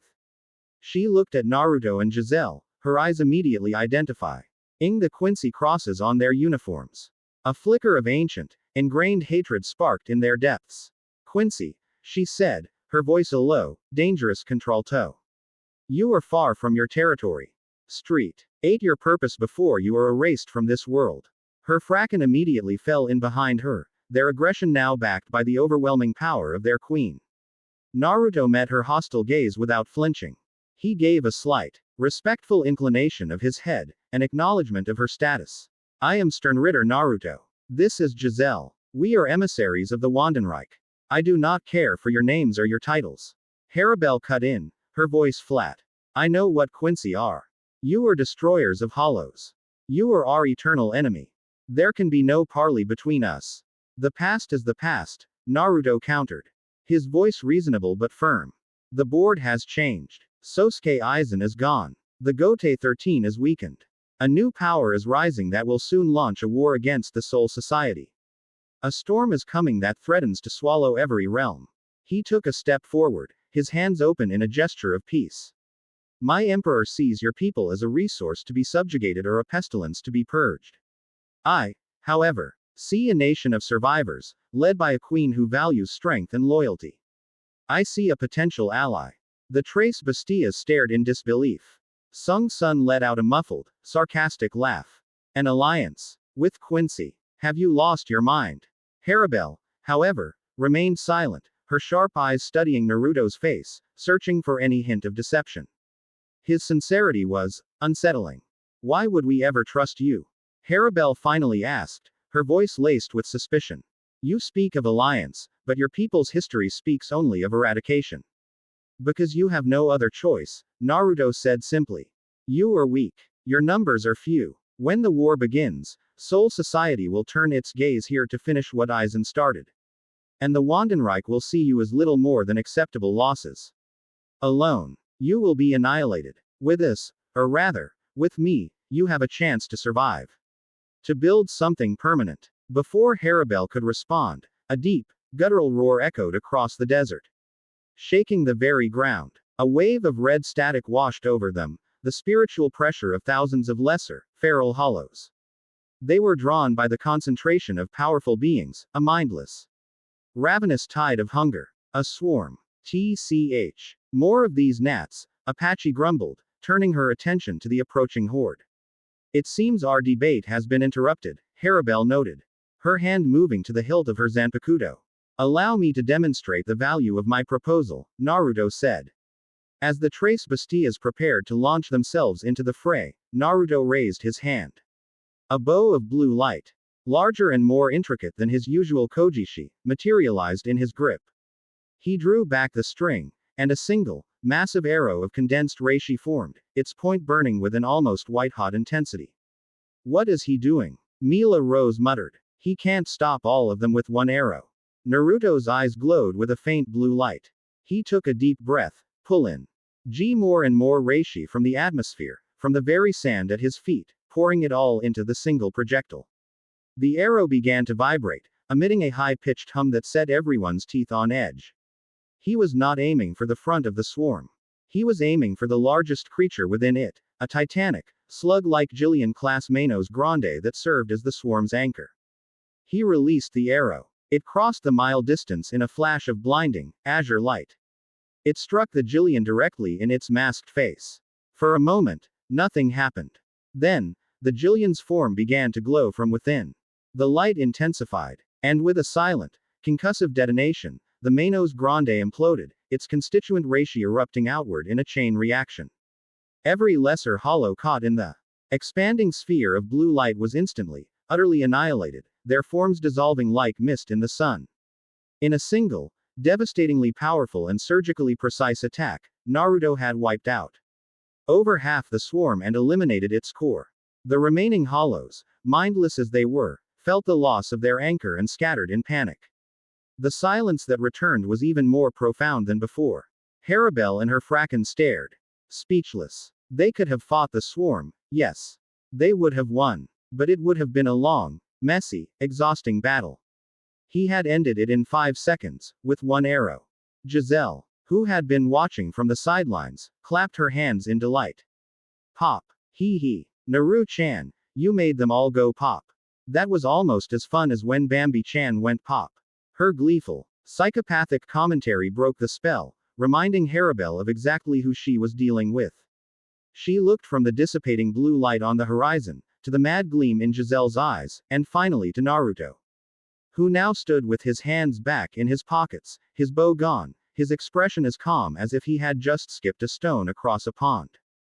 He had power. Unquestionable, overwhelming power. And he had used it to defend her home. The logic was inescapable, but the instinct for hatred was 1,000 years deep. You have demonstrated your strength, Quincy, Harabelle said, her voice strained. She had to choose her words carefully. Her pride as an Arankar ward with her duty as a protector. I have demonstrated my utility, Naruto corrected gently. My proposal is not one of friendship. It is one of mutual survival. A non-aggression pact. An alliance of convenience. I will recognize your sovereignty over Hueco Mundo. In return, when the time comes, you will lend your strength to my cause. Not to the Wandenreichs. To mine. He was making a distinction. He was already positioning himself as a separate entity from his own emperor. This was not the act of a loyal soldier. It was the act of a king building his own court. Harabelle looked at her Fracken. Apache was still glaring, but her anger was now mixed with grudging awe. Mila Rose was sizing Naruto up with a new, speculative respect. Sung Sun was watching him with a sharp, calculating intensity, her mind clearly weighing the strategic implications. Your words are unexpected, Harabelle said finally, making her decision. Your actions have been noted. She turned her back to him, a clear sign that the audience was over. I will consider your proposal. For now, leave my kingdom. If I have an answer for you, I will find you. Naruto nodded, accepting her terms. It was more than he had hoped for. The seed was planted. I look forward to it, Queen of Hueco Mundo. He turned to Giselle. Our work here is done. Giselle pouted. But I didn't get to zombify anyone. This trip was a total bust. Ignoring her complaints, Naruto opened a Shatten gate. As they prepared to step through, he glanced back at Harabelle. She stood with her Fracken, a lonely queen on a throne of sand and bone, now burdened with an impossible choice, to trust her oldest enemy, or face the coming storm alone. Chapter 6 End. Chapter 7. The Ghost of Konoha. The intelligence, when it finally arrived, was not a coherent report but a collection of fractured, terrifying whispers. For a full year, the elemental nations had operated under the grim assumption that Naruto Uzumaki was dead, a casualty of his desperate, failed attempt to retrieve Sasuke Uchiha. The cratered, fundamentally altered landscape of the Valley O. F. The end was a stark memorial to his loss. But ghosts, it seemed, did not always stay buried. The first whisper came from Jiraiya's most reliable informant in the land of hot water, a man who spoke of a flash of blue light and a single, devastatingly powerful arrow that had disintegrated a high-level bandit camp from a mile away. The second came from a terrified missive smuggled out of Odogakure. A low-level scientist there spoke of Lord Orochimaru's fury over Sasuke's report of the battle, a garbled, traumatized account of Naruto wielding a power that was not chakra, a power that had unmade his Chidori and felt cold as the grave. The final piece of the puzzle, the one that spurred Konoha to action, was a sketch. Procured at great cost by a spy in a remote northern port, it depicted a young man with pale blonde hair, wearing a pristine white military uniform emblazoned with a strange, five-pointed cross, disembarking from a ship. The sketch was rough, but the faint whisker marks on the young man's cheeks were unmistakable. The report attached to it mentioned a name, overheard and repeated in fearful tones by the locals, the Wandenreich. In the Hokage's office, the atmosphere was thick with disbelief and a dawning terrible understanding. Tsunade stared at the collected intelligence spread across her desk, her knuckles white where she gripped its edge. Jiraiya stood by the window, his face uncharacteristically grim. Kakashi leaned against a wall, his single visible eye narrowed in thought. It's him, Tsunade breathed, her voice a mixture of awe and dread. Alive. But what has he become? A soldier in someone else's army, by the looks of it, Jiraiya said, his voice heavy. This Wandenreich, my network has nothing on them. They're a ghost. An empire that seemingly appeared from nowhere. Wielding a power we don't understand. We cannot approach this as a retrieval mission, Kakashi said, his voice quiet but firm. He has been gone for over a year. He is now part of an unknown military power. A frontal assault is suicide. This has to be a diplomatic overture. A parley. Tsunade nodded, her mind already working. We need a small, effective team. You, Kakashi, will lead. Your experience is invaluable. She then looked at Sakura, who stood beside the desk, her hands clenched, her eyes wide with a desperate, fearful hope. Sakura, you will go as well. He was your teammate. Your connection to him, to Team 7, might be the only thing that can reach him. And me. The voice, calm and resolute, came from the doorway. Hinata Hyuga stood there, no longer in the back, no longer hesitating. Over the past year, she had transformed. The timid girl was gone, replaced by a formidable Jonin whose presence commanded respect. Her training had been relentless, obsessive. She was leaner, harder. And her pale Byakugan eyes held a steely, unwavering fire. Hinata. Tsunade began, surprised by her forceful tone. Hokage-sama, Hinata said, stepping forward and giving a crisp, respectful bow. You are walking into a meeting with a man who wields an unknown form of energy.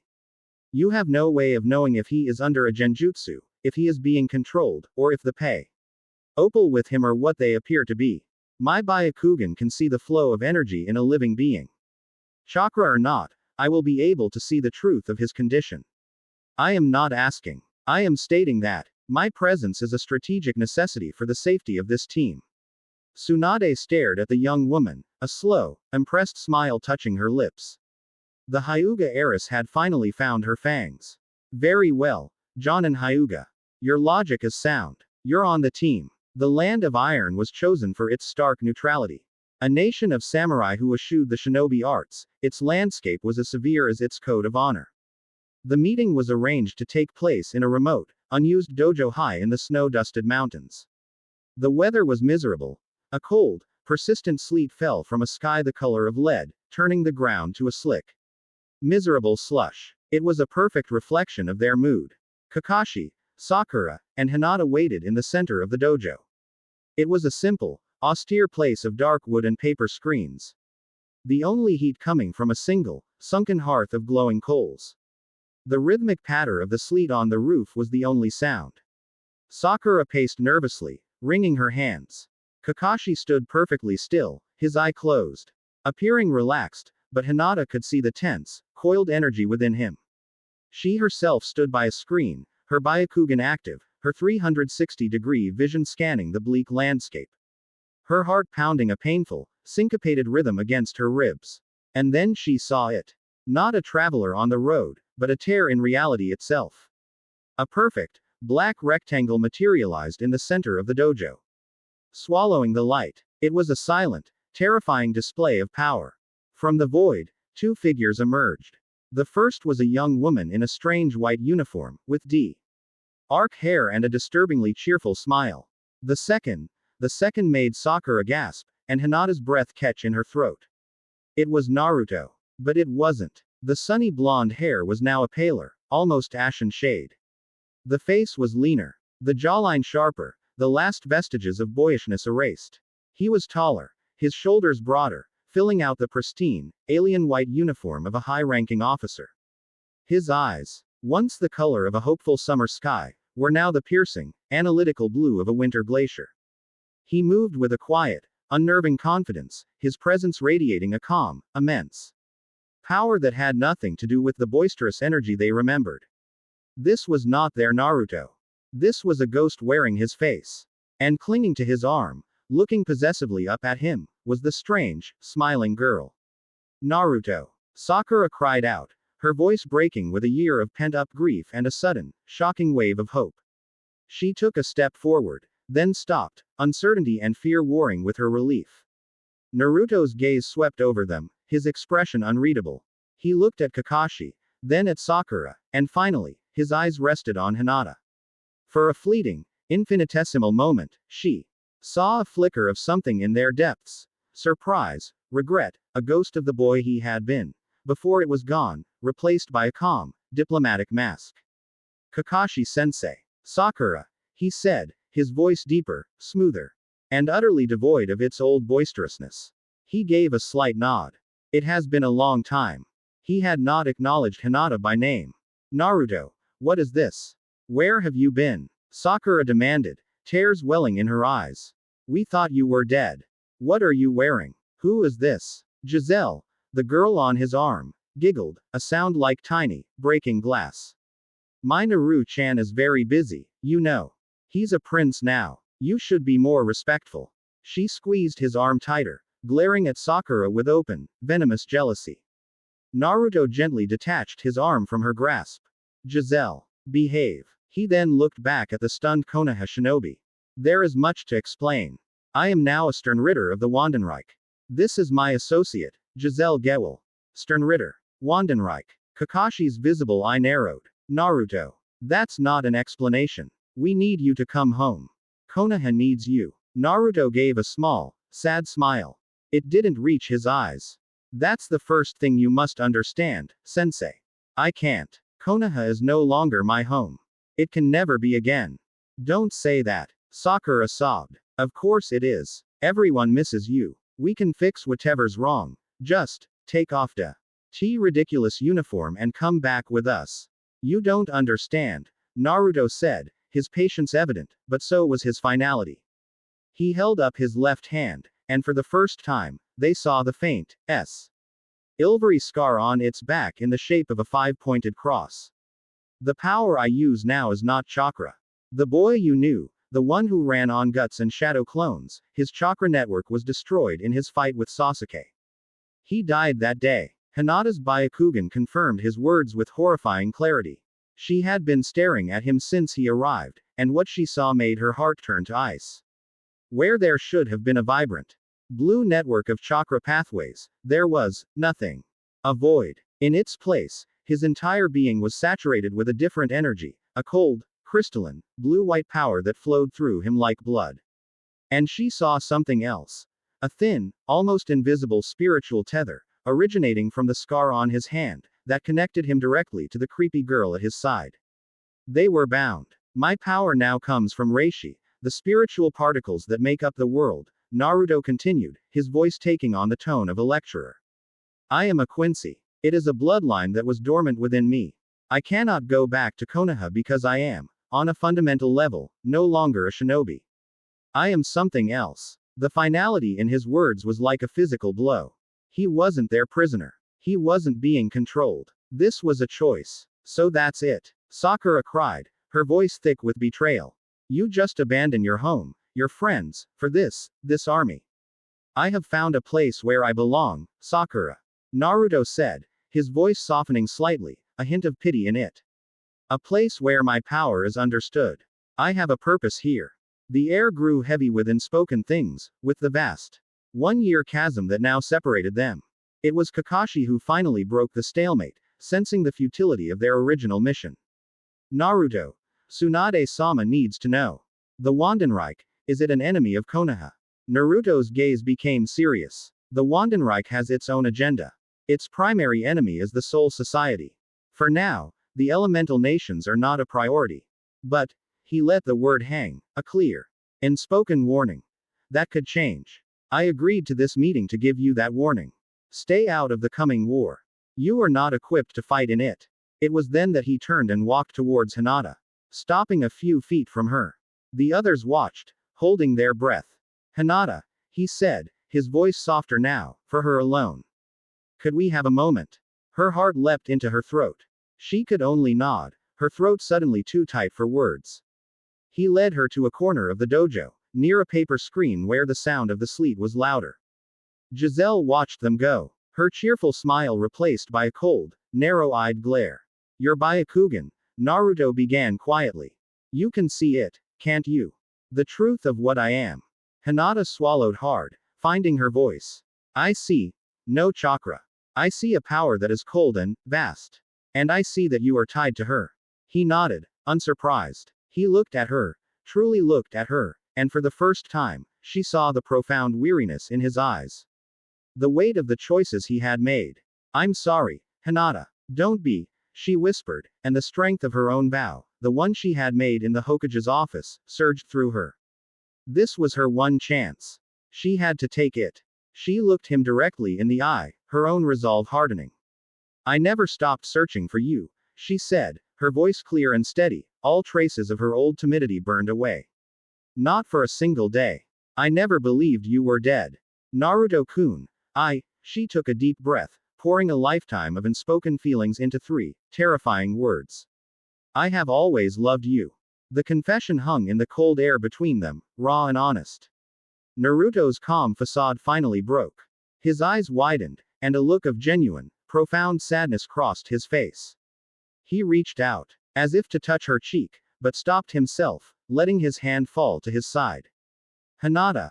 I know, he said, his voice thick with an emotion she couldn't name. And, the boy, he would have been the luckiest fool in the world to hear you say that. Her heart soared, then immediately shattered at his next words. But that boy is a ghost, he said, his voice dropping to a painful whisper. He died in the rain, at the valley of the end. The person I am now. I walk a dark path, one you cannot follow. My hands are already responsible for things you couldn't imagine, and the future holds far worse. He held up his left hand, showing her the faint, silver scar. I am bound by a vow of blood and soul. I am not free. I can never be the man you deserve. It was a rejection, but it was the kindest, most heartbreaking rejection she could have imagined. He wasn't dismissing her feelings. He was mourning the fact that he could not return them, that he was no longer worthy of them. Tears welled in her eyes. But she did not let them fall. She held the gaze of the ghost of the boy she loved and gave him a single, trembling nod of understanding. Naruto's face was a mask of regret. He turned and walked back to the center of the room, his composure restored. Our meeting is concluded, he announced to Kakashi and Sakura. You have your answer. Go home. Tell the Hokage to prepare for a changing world. He offered a hand to Giselle, who took it eagerly, her possessive smile returning. The black rectangle of the Shaden Gate opened behind them. Naruto. Wait. Sakura pleaded one last time. He paused at the edge of the portal and looked back at them, his face unreadable. For a single, fleeting moment, his eyes met Hinata's again, and in them, she saw a silent apology and a final, heartbreaking farewell. Then, he and Giselle stepped into the void, and the portal snapped shut, leaving the Konoha team alone in the cold, silent dojo, the only sound the mournful patter of the sleet on the roof. The ghost was gone, and the chilling reality of the man he had become was all that remained. Chapter 7 End. Chapter 8. A Court of Kings and Shadows. The return of Kakashi. Ai's team sent a seismic shockwave through the highest echelons of Konohagakure. The debriefing was not held in Tsunade's regular office, but in the sealed, soundproofed council chamber deep beneath the Hokage's tower. The air was stale, thick with the ghosts of 1,000 grim decisions. Present were Tsunade, her advisors Homura and Kaharu, a silent and watchful Jiraiya, and the hawk-like presence of Danzo Shimura. His face a mask of cold calculation from his seat in the shadows. So, to summarize, Homura said, his voice dry as old parchment after Kakashi finished his report. Naruto Uzumaki is alive. He is no longer a shinobi, but a high-ranking member of an unknown military empire. He wields an energy we cannot comprehend, has refused to return, and has issued a veiled threat. It was a warning, not a threat. Kakashi corrected, his tone weary. He was affording us a chance to stay out of a conflict we are not prepared for. A distinction without a difference. Kaharu snapped, her voice sharp. He has allied himself with a foreign power. He has abandoned his village. He is, by definition, a traitor. Sakura, standing beside Kakashi, flinched at the word. Hinata remained perfectly still, her face an unreadable mask, though her white-knuckled grip on her own hands betrayed her inner turmoil. He is a new, formidable power on the world stage, Danzo's voice slithered from the shadows, chilling the room further. One who knows all of our village's strengths and weaknesses. He is the single greatest threat to the security of Konoha to have emerged in a generation. He must be eliminated, swiftly and silently. You speak of eliminating him as if he were some common rogue, Danzo, Tsunade shot back, slamming her palm on the table. Did you not hear the report? He is part of an empire. An assassination attempt would be an act of war against a foe of unknown strength. It is the single most idiotic strategy you have yet proposed. He is a Jinchuriki no longer, Danzo countered, his visible eye glinting. He is vulnerable. You're wrong, Hinata spoke, her voice cutting through the argument with quiet authority. All eyes turned to her. He is not vulnerable. What I saw, the power flowing through him is denser, more controlled, and more potent than the Kyuubi's chakra ever was. The energy of the girl beside him was terrifyingly chaotic. He is surrounded by monsters. And he has become the strongest of them all. To underestimate him would be a fatal mistake. The authority in her voice, backed by the unique insight of the Byakugan, silenced the council. The GHT of their new reality settled upon them.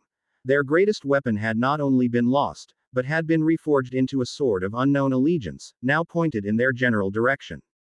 The 5Ka GE summit was convened with an unprecedented urgency. This time, there were no lengthy diplomatic preliminaries. The location was once again the neutral land of iron, but the atmosphere in the grand meeting hall was not one of negotiation. It was one of incipient panic. An army of Quincy, the fourth Raikage, roared, his massive frame radiating furious energy. The Shinigami wiped them out 1,000 years ago. Are we to believe a boogeyman from a children's story has returned? Believe what you wish, Raikage Dono, Gaara of the Sand said, his voice a calm counterpoint to A's fury. Our intelligence confirms Konoha's report. Strange atmospheric phenomena, reports of warriors in white, and a spike in hollow activity near the borders of our nations. Something has shifted the balance of the world. HMPH. Balance, Onoki. The elderly Tsuchikage grumbled from his seat. There is no balance. Only powers vying for supremacy. Konoha has lost its Jinchuriki and in his place stands an unknown king. This is Konoha's problem to solve. He is no longer just Konoha's problem, Tsuchikage Dono, Tsunade argued, her voice tight with frustration. He warned us of a war with the Soul Society, another entity from legend. If such a conflict spills over, the elemental nations will become the battlefield. This affects all of us. The Cage argued, their voices a cacophony of entrenched positions. I advocated for a swift, decisive military strike. Onoki counseled a wary, isolationist policy. Gaara urged caution and a deeper investigation.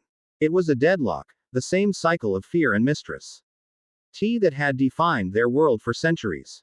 It was then that Mei Terumi, the fifth Mizukage, who had been listening with a thoughtful, almost serene expression, finally spoke.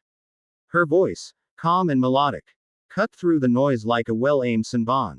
Gentlemen, she began, a charming smile playing on her lips.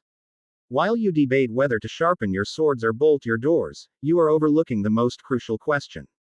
She leaned forward, her green eyes sweeping across the other cage. We are asking what this Wandenreich is. We should be asking who they are. And more importantly, what do they want? She turned her gaze to Tsunade. Hokage Dono, your report states that Naruto-kun met with your team willingly. He was not hostile, but diplomatic. He delivered a warning, not a declaration of war. This suggests he is a rational actor. Rational or not, he is a threat. A boomed. Every cage in this room is a threat to every other cage in this room, Mei countered smoothly, her smile never wavering. That is the nature of power. But threats can be negotiated with. They can be understood. We are acting like frightened children, squabbling over how to fight a monster in the dark. When one of us should simply have the courage to walk into the darkness and ask the monster its name. She stood, her presence commanding the room. I will do it. I request that the Land of Iron facilitate a message. I wish to request a private audience with the Wandenreich's new prince. The chamber fell silent, stunned by her audacity. To willingly seek out the heart of this new threat was their supreme bravery or supreme foolishness. Onoki squinted at her with new respect. Looked at her as if she were insane. But Tsunade and Gaara simply nodded. It was the only logical path forward. The invitation reached Naruto in the sterile, silent halls of the Wissensspeicher, the Quincy archives. He was deep in study, cross-referencing ancient texts on the creation of the Soul King with modern theories of reishi manipulation. The Quincy messenger, a crisp, disciplined soldier, delivered the scroll with a bow and retreated without a word. Naruto read the message, penned in the elegant, flowing script of the Mizukage. It was a masterpiece of diplomacy, respectful, intriguing, and utterly devoid of fear. It proposed a private meeting in the Land of Iron to discuss the changing political climate and the potential for mutual understanding between new neighbors. Giselle, who had been impatiently doodling pictures of zombified animals in the margins of a priceless manuscript, peeked over his shoulder. Ooh, a letter from a pretty lady. Is she asking you on a date, Naru-chan? Her eyes gleamed with a predatory light. Can I come? I want to see if she's as pretty as her handwriting. Maybe she'd like to be my friend. Naruto considered the proposal. Yawatch had been pleased with the outcome of the Soul Society mission, and intrigued by the report on Hueco Mundo. He had granted Naru to a degree of autonomy in his dealings with his former world, curious to see what his sovereign would build. This was an opportunity. The other cage were predictable warlords. But this Mizukage, she thought in terms of strategy. Not just strength. She was a player. Yes, you can come, he said to Giselle, folding the scroll. But you will be on your best behavior. Okay, she chirped, her smile. Suggesting her definition of best behavior was likely very different from his. The meeting was set for a secluded tea house nestled in a mist-shrouded valley, renowned for its privacy and the quality of its tea. When Naruto and Giselle arrived, once again through the silent air of a Shaden gate, May was already waiting for them. She sat in the traditional Seiza position on a silk cushion, looking out over a tranquil rock garden. She wore an elegant, deep blue kimono, her long, auburn hair intricately pinned up. Beside her, looking profoundly nervous and clutching his sword, was one of her 7 swordsmen, Chojuro. May herself, however, was the picture of serene, confident grace. As they entered, she turned, and her captivating smile was both a genuine welcome and a subtle challenge. Uzumaki-san, she said, her voice like honeyed wine. Or would the title Sternritter be more appropriate? Thank you for agreeing to meet. Please, join me. Naruto inclined his head, taking the seat opposite her. Giselle plopped down beside him with a distinct lack of grace, immediately eyeing Chojuro like a curious cat eyeing a nervous mouse. Mizukage dono, Naruto replied, his tone matching her formality. Your reputation for unconventional thinking precedes you. One does not rebuild the bloody mist into a thriving village with conventional thinking, she countered smoothly, pouring him a cup of tea with a steady hand. One must be willing to take calculated risks. Much like yourself, I imagine. Her eyes twinkled. Your recent appearance has certainly livened up an otherwise dull political season. This was not the emotional plea of Konoha. This was a chess match. The world is changing, Naruto stated, accepting the tea. Some will be swept away by the tide. Others will learn to navigate it. Precisely, May agreed. And that is why I am here. The other cage see a monster, a threat to be slain. I see a man who has traded one form of power for another.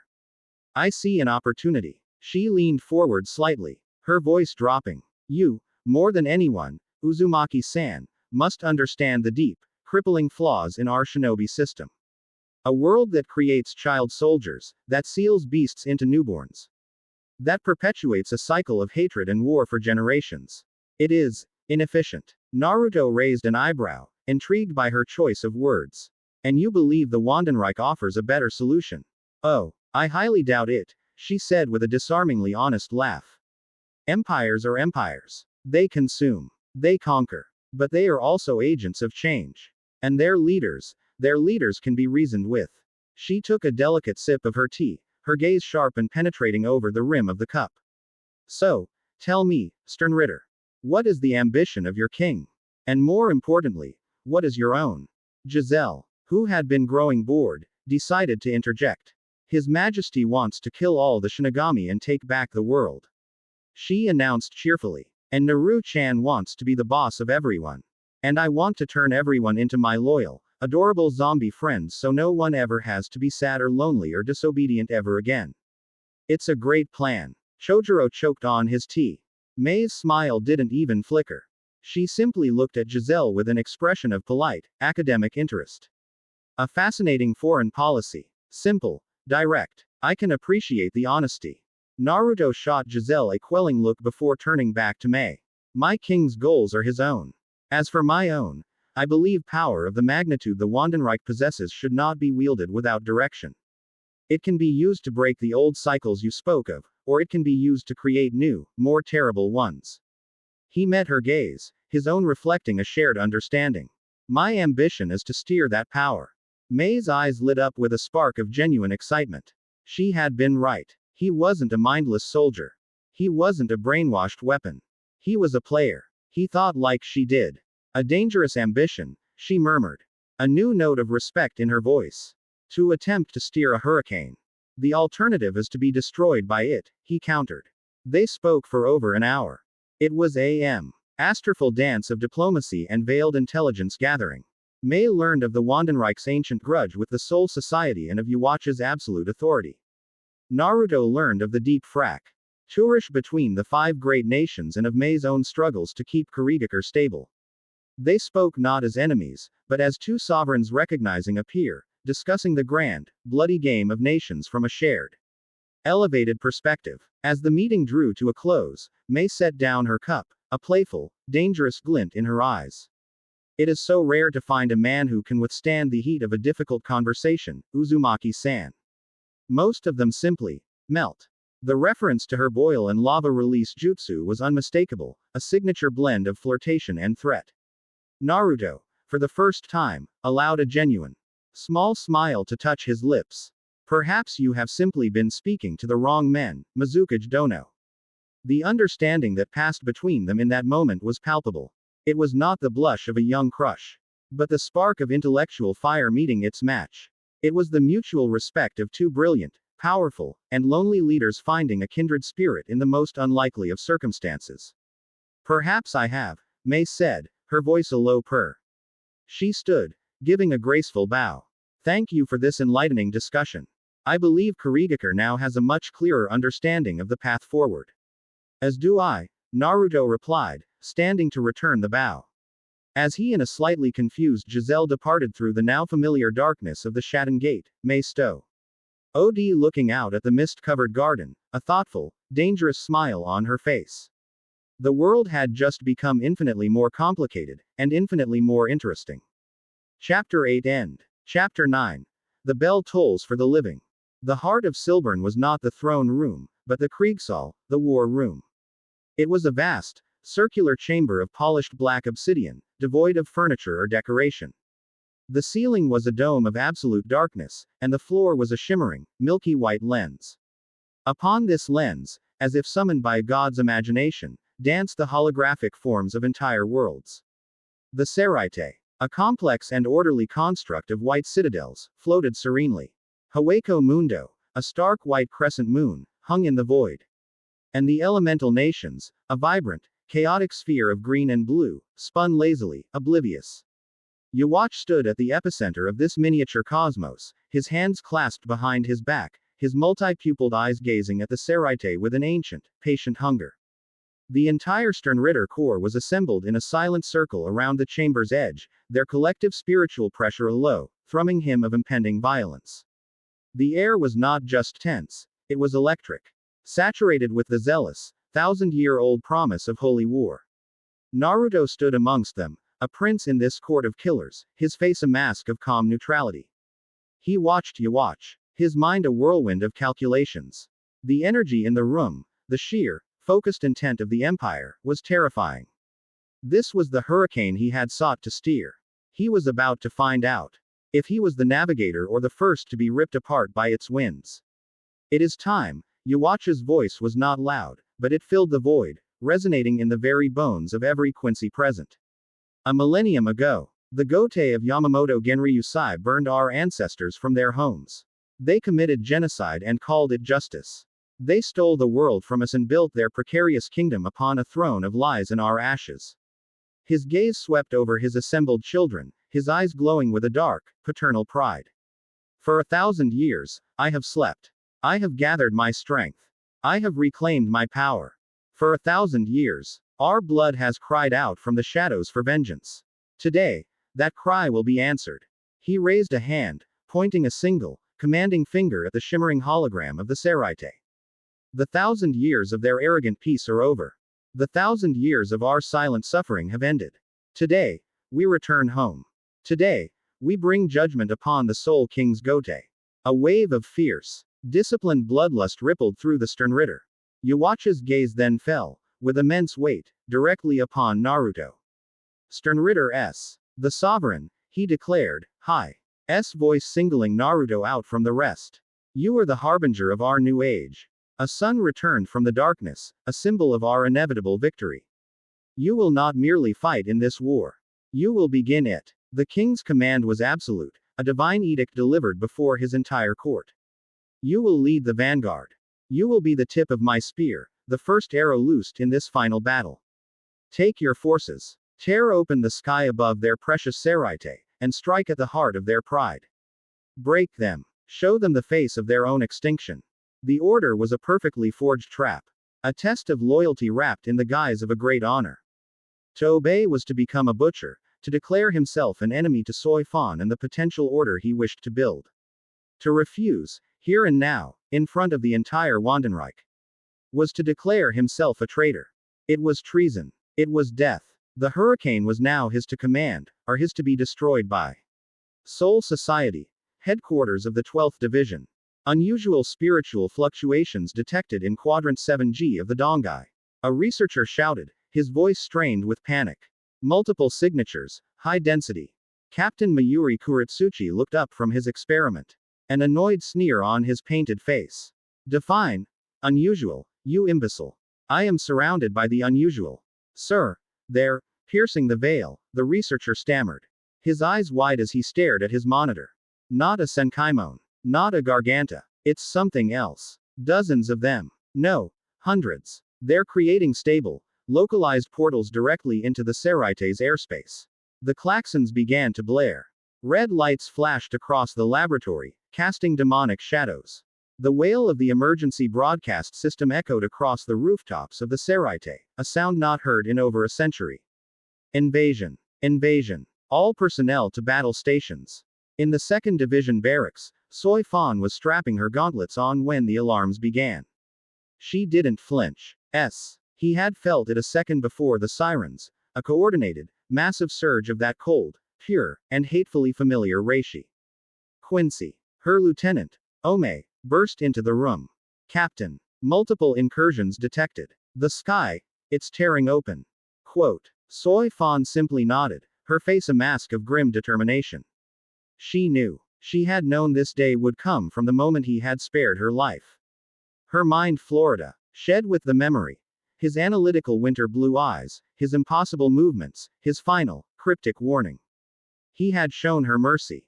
And now, he was leading an army to her doorstep to slaughter her people.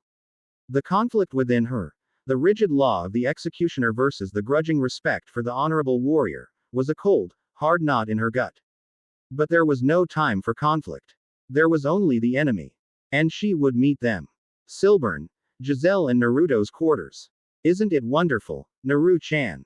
Giselle was practically dancing around the room, her usual morbid cheer amplified to a fever pitch. A real war. Finally. So much blood, so many screams. Think of all the fun. We can build an entire army of Shinigami zombies. They'll be so cute in their little black outfits. Naruto stood by the large, arched window, staring out at the artificial twilight of Silburn. He hadn't spoken a word since they had left the Kriegsaal. His mind was a maelstrom, running 1,000 different scenarios, weighing 1,000 different outcomes. Obey. The simplest path. Unleash his power. Break the Seraite. Earn Yawacha's unwavering trust. Become a true prince of the Wandenreich, second only to Hashwolf. And in doing so, become a monster, a mass murderer, sacrificing any hope of a nuanced future for short-term power and survival. Refuse. The shortest path. Announce his defiance. Be struck down by Yawach or Hashwolf before he could even form a Heilig file. A meaningless, symbolic death that would achieve nothing. You're being awfully quiet, Giselle said, skipping over to him and wrapping her arms around his. Don't you want to talk about all the fun we're going to have? I was thinking, after we kill that mean, fast lady you fought, I could zombify her. She'd be a great bodyguard for me. There has to be a third option, Naruto murmured, his eyes focused on the distant, artificial horizon. A third option. Giselle tilted her head, confused. Why? The first option is the fun one. Her simple, psychopathic clarity was almost refreshing. She saw the world in black and white, things she could kill and things she could control. He saw 1,000 shades of gray, 1,000 competing interests. 1,000 fragile alliances that could be shattered by a single arrow. He was the sovereign. And a true sovereign did not blindly follow the orders of another king. Kurigakure. The Mizukage's office. Mei Terumi held the encrypted scroll in her hand, her knuckles white. Her most trusted Anbu operative knelt before her, having just delivered the message from her spy in the Land of Iron. Wandenreich mobilizes. Target. Unknown, presumed soul society.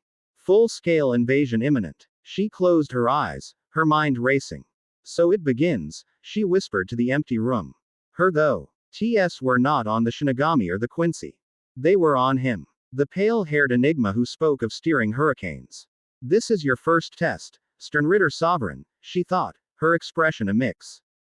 Touray of intense curiosity and grave concern. You spoke of breaking the cycle.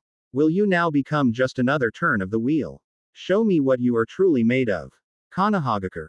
Hyuga Compound Training Grounds. The news had swept through the village like a plague. A formal declaration had been sent, not just to Konoha, but to all the major villages, a simple, arrogant message from the Wandenreich. We have come to pass judgment upon our ancient enemy. Do not interfere. Hinata drove her palm into the training post, the wood groaning and splintering under the force of her gentle fist. Sweat poured down her face. Mingling with tears she refused to let fall. He was a commander, an invader, an enemy. The boy who had saved her, the ghost she had sworn to find, was now leading an army of destruction. Her vow to bring him home now felt like a naive, childish dream. What home was there for a man who had declared war on the very concept of order? Her movements faltered. If he were to appear before her now, on a battlefield, wearing that white uniform, what would she do? Could she strike him? Could she fulfill her duty as a kunoichi of Konoha and fight the man she loved? The question was a poison, weakening her resolve, tearing her apart. Hawako Mundo. Haribel's fortress. The Shatten Gate opened unannounced in Haribel's throne room. From it emerged not Naruto, but a different Sternritter, a tall, arrogant man with a star-shaped marking over his eye. He did not bow. Tear Haribel, the Quincy said, his voice dripping with condescension. By order of His Majesty, you watch, the Arankar of Hawako Mundo are to join our holy war against the Soul Society. Your forces will serve in the secondary assault wave. Refusal will be interpreted as collusion with the enemy. It was not an invitation. It was a conscription notice. Apache and Mila Rose immediately bristled, their hands on their weapons. But Haribel raised a hand, silencing them. She thought of Naruto's proposal. An alliance of convenience. My cause. Not the Wandenreichs. This order was from Yhwach. A direct contradiction. Naruto had offered partnership. His king offered servitude. Her cyan eyes narrowed. Tell your king, she said. Her voice as cold and merciless as the deep ocean, that Hawako Mundo serves no master. We will watch this war. And we will act according to our own interests. The Sternritter sneered. A foolish choice. You will be ground to dust. We are already dust and bone, Haribel replied, her hand resting on her Zanpakuto. We are not so easily broken. Now leave my kingdom, before I forget you are merely a messenger. The Quincy hesitated, then scoffed and retreated into the portal. Haribel stood alone, her choice made. She would honor her tentative pact with the man, not the empire. She would wait, and watch, to see what the sovereign would do. Wandenreich staging area, the precipice. Naruto stood on a vast, floating platform of solidified reishi. Before him, an army of 10,000 Quincy soldiers stood in perfect, silent formation, their white uniforms a stark contrast to the swirling darkness of the void around them. A colossal Shatten Gate hummed before them, its event hoary. Zon showing the serene blue sky and white rooftops of the Seraite. Giselle stood at his right, practically vibrating with excitement. To his left stood Jugram Hashwolf, the Grand Master, his calm, spectacled gaze a silent weight of expectation. He was here as Yhwach's eyes, to ensure the command was followed. The order came, telepathically, from the king himself. A single, silent word that echoed in every Quincy's soul. Advance. The army stirred, weapons materializing in their hands. 10,000 bows of blue light. 10,000 arrows of judgment aimed at an unsuspecting world. They all looked to him. Their commander. The sovereign. This was the moment. The pivot upon which his entire future, and the future of several worlds, would turn. He looked at the portal, at the peaceful sky he was meant to set on fire. He thought of Soi Fon's defiant eyes, of Haribel's cautious pragmatism, of Mei's intelligent challenge, of Hinata's heartbreaking confession. He thought of the cycle of hatred he had sworn, as a boy, to break. Giselle looked at him, her smile wide. Well, Naru-chan, let's get this party started. Hashwolf's gaze was unblinking. The army waited. The worlds held their breath. Naruto closed his eyes for a single, long second. Then he opened them. They were calm, clear, and absolutely resolute. He had found his third option. He raised his left hand. The entire army tensed, ready to unleash hell upon his signal. Chapter 9 End. Chapter 10. Sovereign's Gambit. The air on the precipice was a razor's edge. 10,000 souls held their breath, a silent army waiting for a single word, a single gesture. That would unleash a millennium of hatred upon the world below. The humming of the Shatten Gate was the only sound, a hungry portal eager to disgorge its payload of vengeance. Every eye was on Naruto. Giselle watched him with giddy, possessive adoration. Hashwolf watched him with the cold, impassive scrutiny of a royal executioner. The army watched him with the zealous, unquestioning faith of soldiers ready to die for their king's will. Naruto's raised hand was steady, a point of absolute stillness in the heart of the impending storm. He held the moment, letting the tension build until it was a tangible, crushing force. He had their complete, undivided attention. His command, when it came, was not the roar of a general. It was the quiet, precise instruction of a master artisan. Recalibrate the focus array, he ordered, his voice calm and clear, cutting through the low hum of the portal. Divert primary power from the gate's aperture to my position. I will be the lens. Confusion rippled through the ranks. This was not in any Quincy combat doctrine. Beside him, Hashwolf's impassive mask finally cracked, his brows furrowing in a rare display of surprise. The target coordinates have been updated, Naruto continued, ignoring the murmurs. All units, concentrate your reishi. Aim for the new locus point. Muken, level 22. The name fell like a stone into a deep, dark well. Muken. The infinite prison. The deepest, most secure level of the Soul Society's carceral system, a place so secret most Shinigami didn't even know it existed. It was not a military target. It was the foundation of their entire legal and penal structure. Sternritter's, Hashwolf's voice was dangerously low, a monolith of disapproval. This is not the target His Majesty commanded. The order was to strike at the Gote 13. To break their morale. And what, Grandmaster? Naruto replied, turning to face him, his winter blue eyes holding a cold, unyielding fire. As the Gote 13 but a collection of jailers. What is their morale but the arrogant belief that their cage is inviolable? He took a step closer, his own spiritual pressure rising to meet Hashwolf's. A pocket of pure sovereignty pushing back against the weight of the king's balance. I was ordered to strike at the heart of their pride. To break them. I will do so not by burning a few barracks, but by unmaking the very concept of their security. I am assaulting the foundation of their power. My interpretation of the king's will is absolute. He did not wait for a rebuttal. He turned back to the army. Now, Hashwolf hesitated for a fraction of a second, his mind racing. The logic was audacious, borderline heretical, but it was sound. In a twisted, brilliant way, it fulfilled the spur. It of the command even as it defied the letter. To interfere now would be to question the judgment of the sovereign in full view of the army.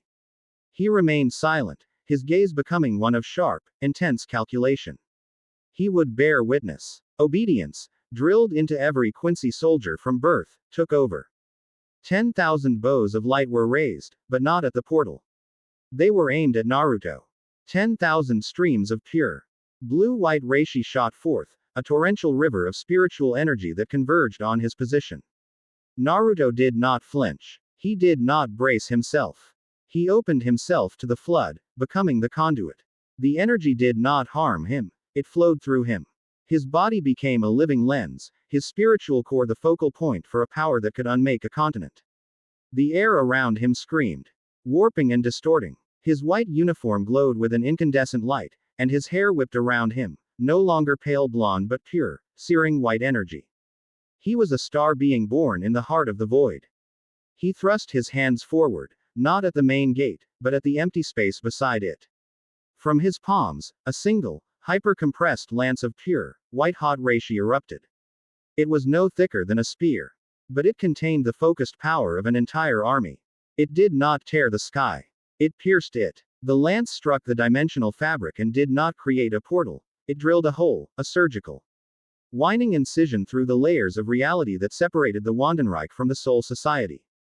It was a masterwork of spiritual physics, a technique of his own design. Born from the forbidden texts in the archives and his own innate, intuitive understanding of Reishi. A controlled, resonating rift, tuned to the specific spiritual frequency of Muken's deepest seals. Soul Society. Central Grade Underground Prison, Level 22, Muken. Shunsui Kiyaraku, the captain of the 8th Division, was enjoying a quiet moment of reflection atop the 1st Division barracks when the world ended. It wasn't a sound. It was a feeling. A deep, soul-shaking lurch, as if the entire Seraite had been dropped 100 feet. He looked up, and his lazy, easygoing demeanor vanished, replaced by the grim, focused visage of one of the oldest and most powerful Shinigami. The sky was bleeding. A single, perfect pinprick of white light had appeared, and from it, a lance of energy, impossibly bright, was descending. The Keto Core alarms, seals that hadn't been activated in 1,000 years, shrieked to life, their cry a death rattle. Deep, deep beneath the ground, in the absolute darkness of Muken. The being bound to a chair, his body pierced with 100 seals, his spiritual pressure suppressed to all but a whisper of its true, monstrous glory, opened his eyes. A slow, terrible, and profoundly amused smile spread across Sosuke Aizen's face. The lance of Quincy energy struck the outer seals of his prison not like a battering ram, but like a perfect key turning a cosmic lock. The seals, designed to resist any internal force, had no defense against such a precise, external spiritual frequency. They shattered, one after another, the layers of Keto that bound him, that silenced him, that blinded him. Began to unravel. A wave of spiritual pressure, black and suffocating as the abyss itself, erupted from the ground, a pillar of pure malevolence that shot into the sky. It was a presence the Seraite had blissfully forgotten, a power so vast and so terrifying it made the impending Quincy invasion seem like a child's tantrum. The Gote 13, in that moment, was thrown into absolute chaos. They now had an army at their gates, and a god monster of their own creation unbound in their basement. The precipice. As the black pillar of Aizen's Ryutsu became visible even from their dimension. A horrifying stain on the Soul Society's sky, Naruto lowered his hands, the light around him receding. The army behind him was stunned into silence, awed and terrified by the power they had channeled and the monster they had just unleashed. Naruto, however, was already moving to the next phase of his plan. He raised a hand, and 3 small, humming spheres of light detached from his being. They were licked boat, messengers of light, a Quincy art he had perfected, capable of traversing dimensions at his command. He imbued each with a message, a declaration, and sent them flying in 3 different directions. One shot through the main Shatten Gate, streaking towards the chaos of the Seraite.